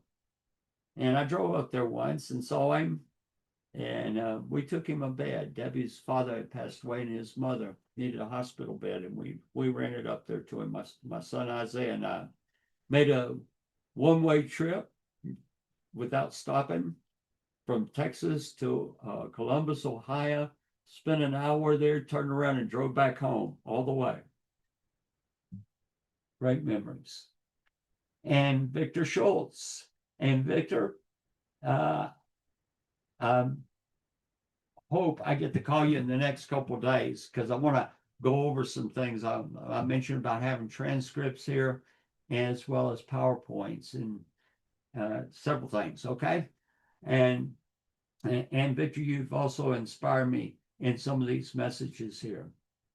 Okay. Brenda Kreitz from Kansas, and Kathy Murray from North California. Kathy and Don Murray. And oh my goodness. And Kathy and Don were on the last trip with my daughter Yael. They've been with us a number of times.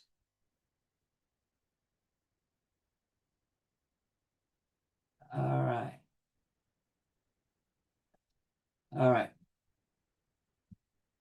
Gabrielle posted, we have only 3 likes and 14 people watching. Show your support and hit the button. And if you're not subscribed, what are you waiting on? Okay, that I'm not sure if that's the which one that is. Okay. Oh, Adriana, that's Edgar's wife. First time I met her, she spoke, and she spoke in Spanish, and I didn't know any Spanish, but the radiance on her face made me cry. And I knew she was an Eshet Hayil right away. Okay. And Scott's letting you know about the halftime break. All right. From Denise Perez, Morejo, Shalom. When are you available to check the quizzes on the temple course? I'm going to try. We've had a major thing here. We had a hot water heater go out, and then the baby. But I'm going to try to get to them by this Friday. Okay.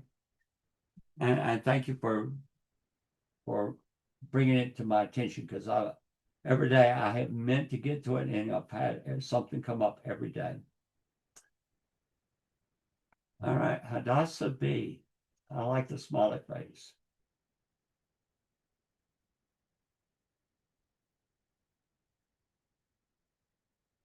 Oh, and another one. Yeah, if I'm not for the temple, who will be? If not now, when? All right.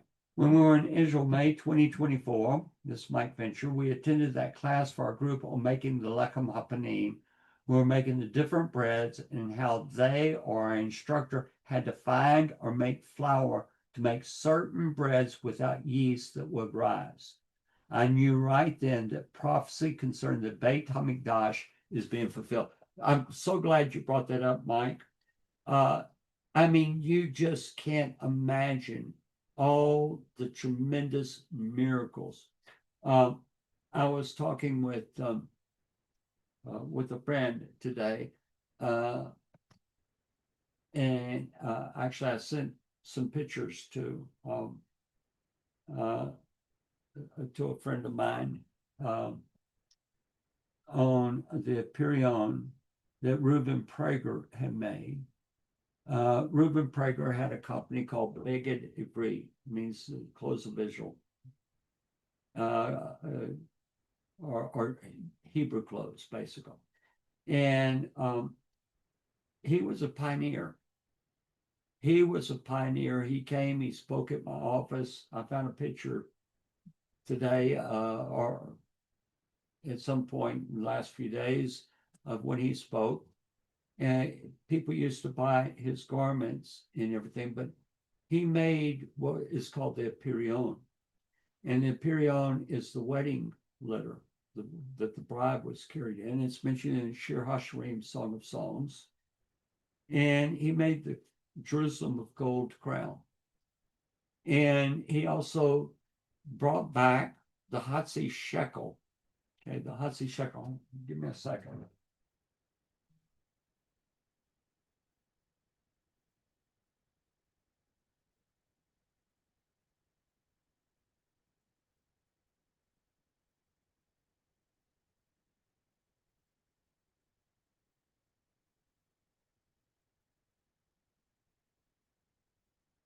I'm just going to bring two of these over, but this is the Hatzi shekel.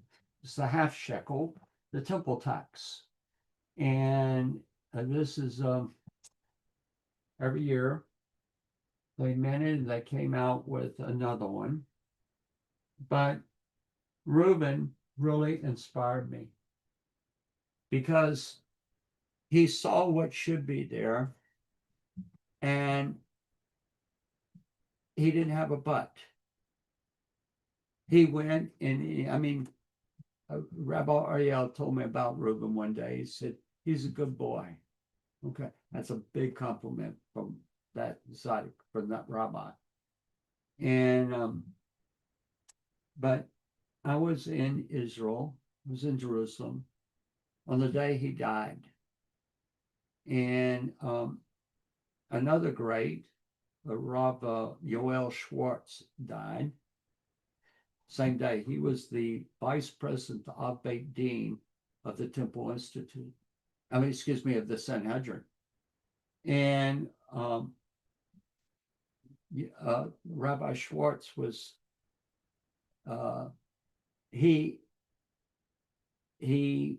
was one that wanted to see the laws of return changed. Okay. And there are things that need to change. Okay. And so at any rate, they both died on the same day. The work we do, we're standing on those that were before us on their shoulders. They were giants. And, this is a time that we need to raise up the next generation.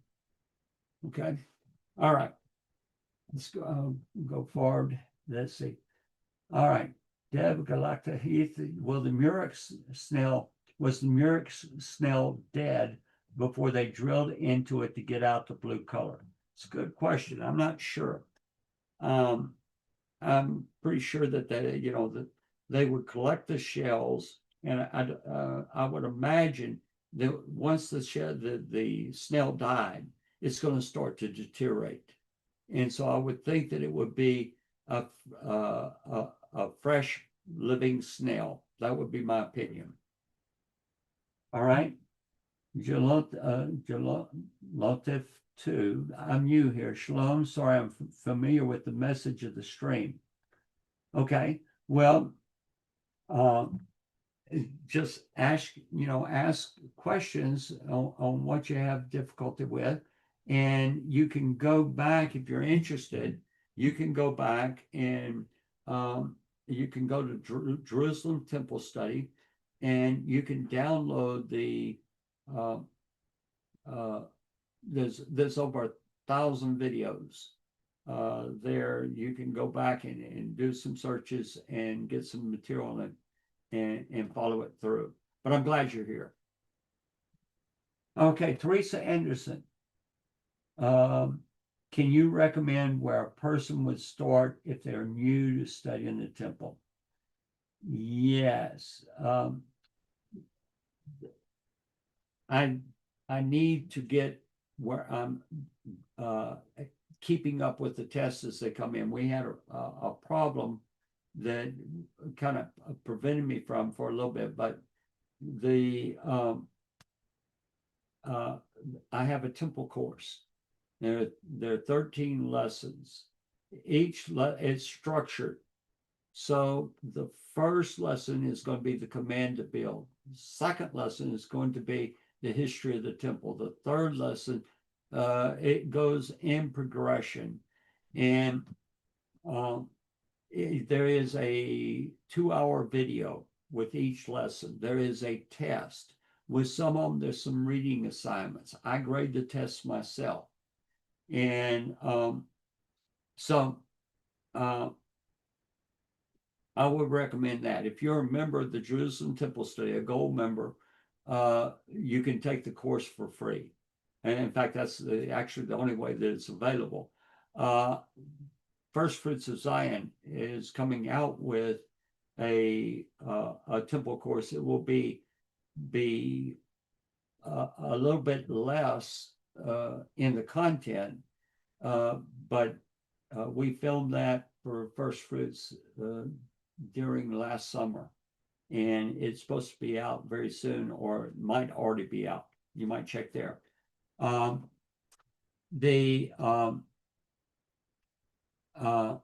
want to show a set of books. Okay, I just got these that were given to me as a gift from a friend. And let me get this up and I'll share it with you. These are tremendous. And next week I'm going to be presenting some materials out of this book. This is one of the best books that I have found. That actually there's 4 books. It just came out from Art Scroll. And here we go.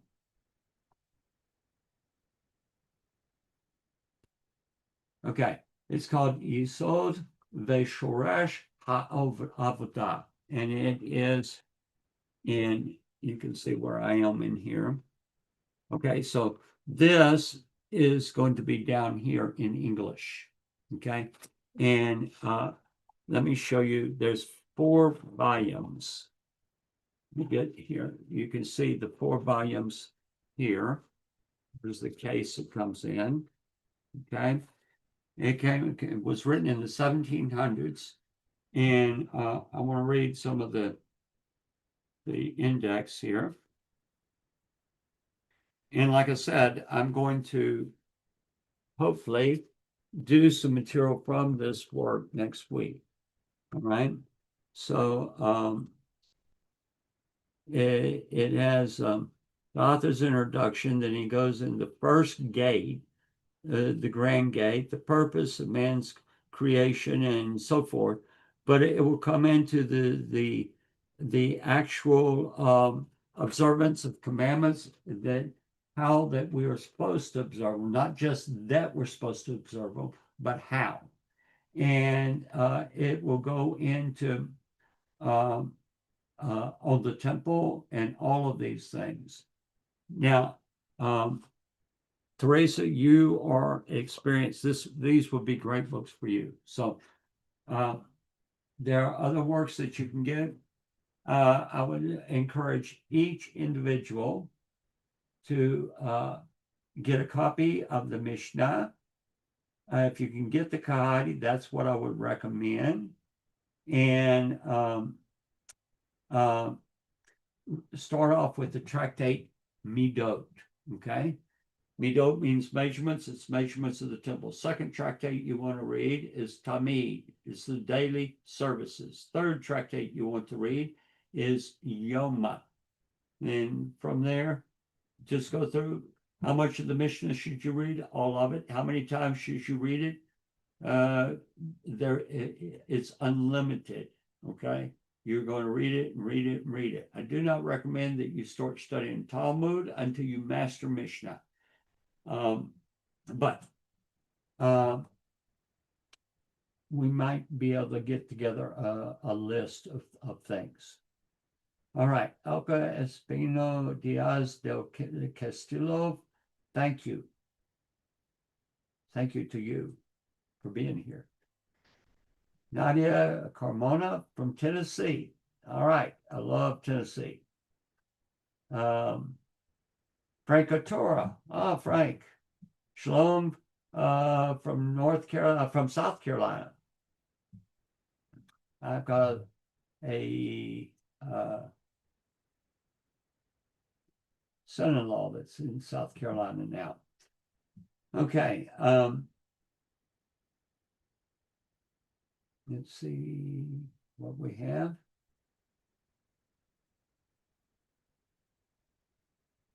All right, Gabrielle. Yeah, I've been meaning to ask you about your test. I've got several that I need to grade, and I've got to get these done. Yeah, I'll see about getting a list. All right, I think that's it. And all of you have a wonderful Shabbat. And I'm looking forward to next week and getting into some of this material. I hope you enjoyed it. If you did, then hit the like button, hit the share button. If you're on Facebook, follow us. If you're on YouTube, hit the subscribe and the little bell. Please pray for my granddaughter. Shalom, everyone, and God bless you.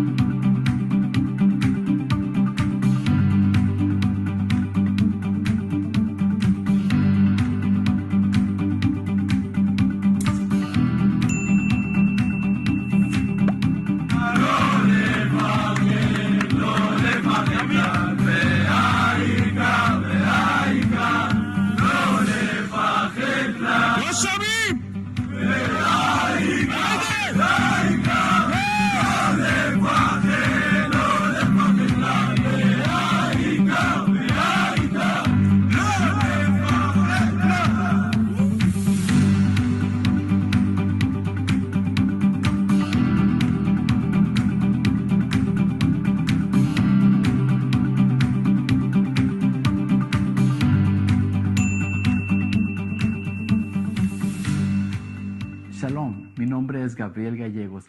Saludos a todos aquellos seguidores de Hacktivac Ministries, en especial a nuestra comunidad latina. El día de hoy queremos compartir con ustedes uno de los artículos más impresionantes que podemos tener en nuestra tienda virtual.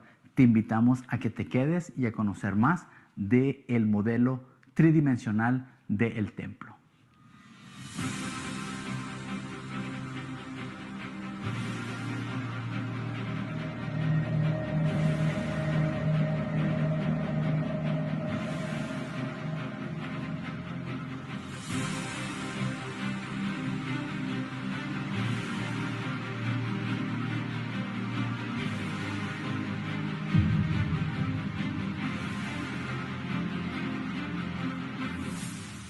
Les presento el nuevo modelo del templo. Una de las cosas adicionales que se han agregado en esta impresión es esta base donde está de una manera inclinada, 45 grados. ¿Para qué? Para que pueda enseñarse mejor a nuestra audiencia. O si usted, al igual que a mí, le gusta ponerlo de la manera tradicional y ponerlo en una superficie plana, pues también puedo hacerlo. De esta manera usted lo puede poner en su oficina o en su lugar de estudio o en su lugar de reunión. ¿Para qué? Para que la gente pueda admirar la gran maravilla de lo que se ha podido llegar a hacer. Ahora les voy a invitar a que me sigan acompañando para mirar las siguientes adiciones que se le han agregado a este nuevo modelo.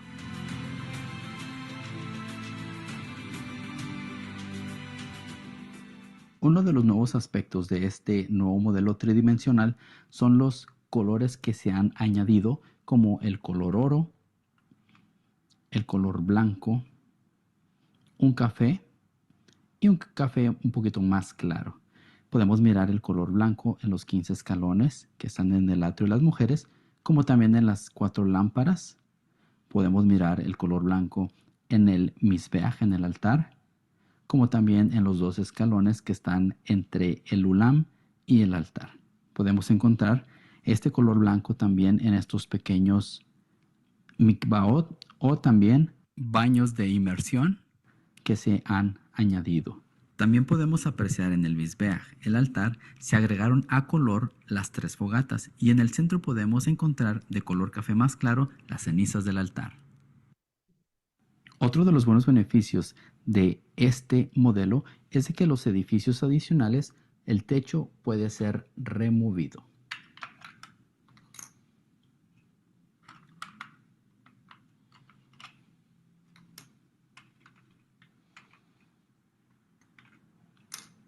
En el edificio sureste podemos mirar cómo el área donde el Sanedrín se reunía para hacer sus juicios, y también se ha agregado un color azul en donde está el lavacro para así poder distinguir las diferentes áreas. Les agradecemos mucho a cada uno de ustedes, especialmente a la comunidad latina, por estarnos acompañando. Pueden ir a Jerusalem Temple Studies y buscar la opción tienda o store en inglés y luego buscar modelos del templo y ahí podrán obtener el suyo. Bendiciones y gracias por su apoyo. Shalom.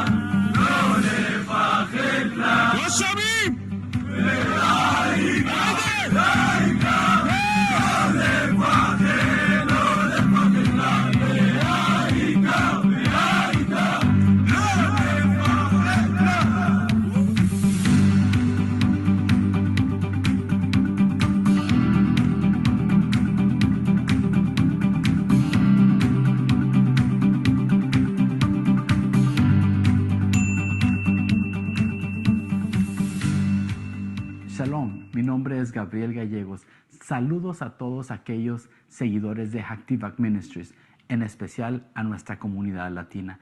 El día de hoy queremos compartir con ustedes uno de los artículos más impresionantes que podemos tener en nuestra tienda virtual. Te invitamos a que te quedes y a conocer más del modelo tridimensional del templo.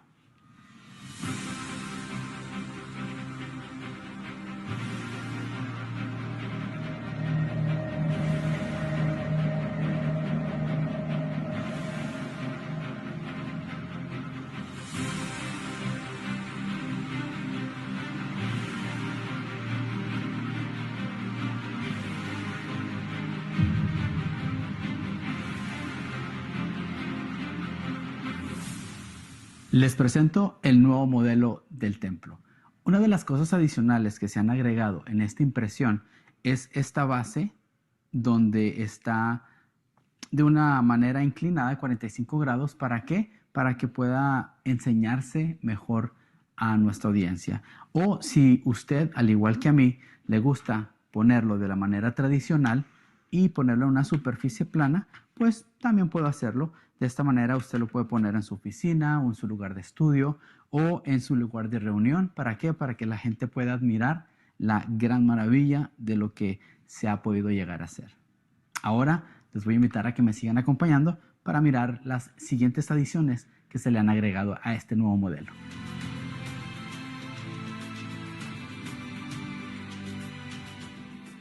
Uno de los nuevos aspectos de este nuevo modelo tridimensional son los colores que se han añadido, como el color oro, el color blanco, un café y un café un poquito más claro.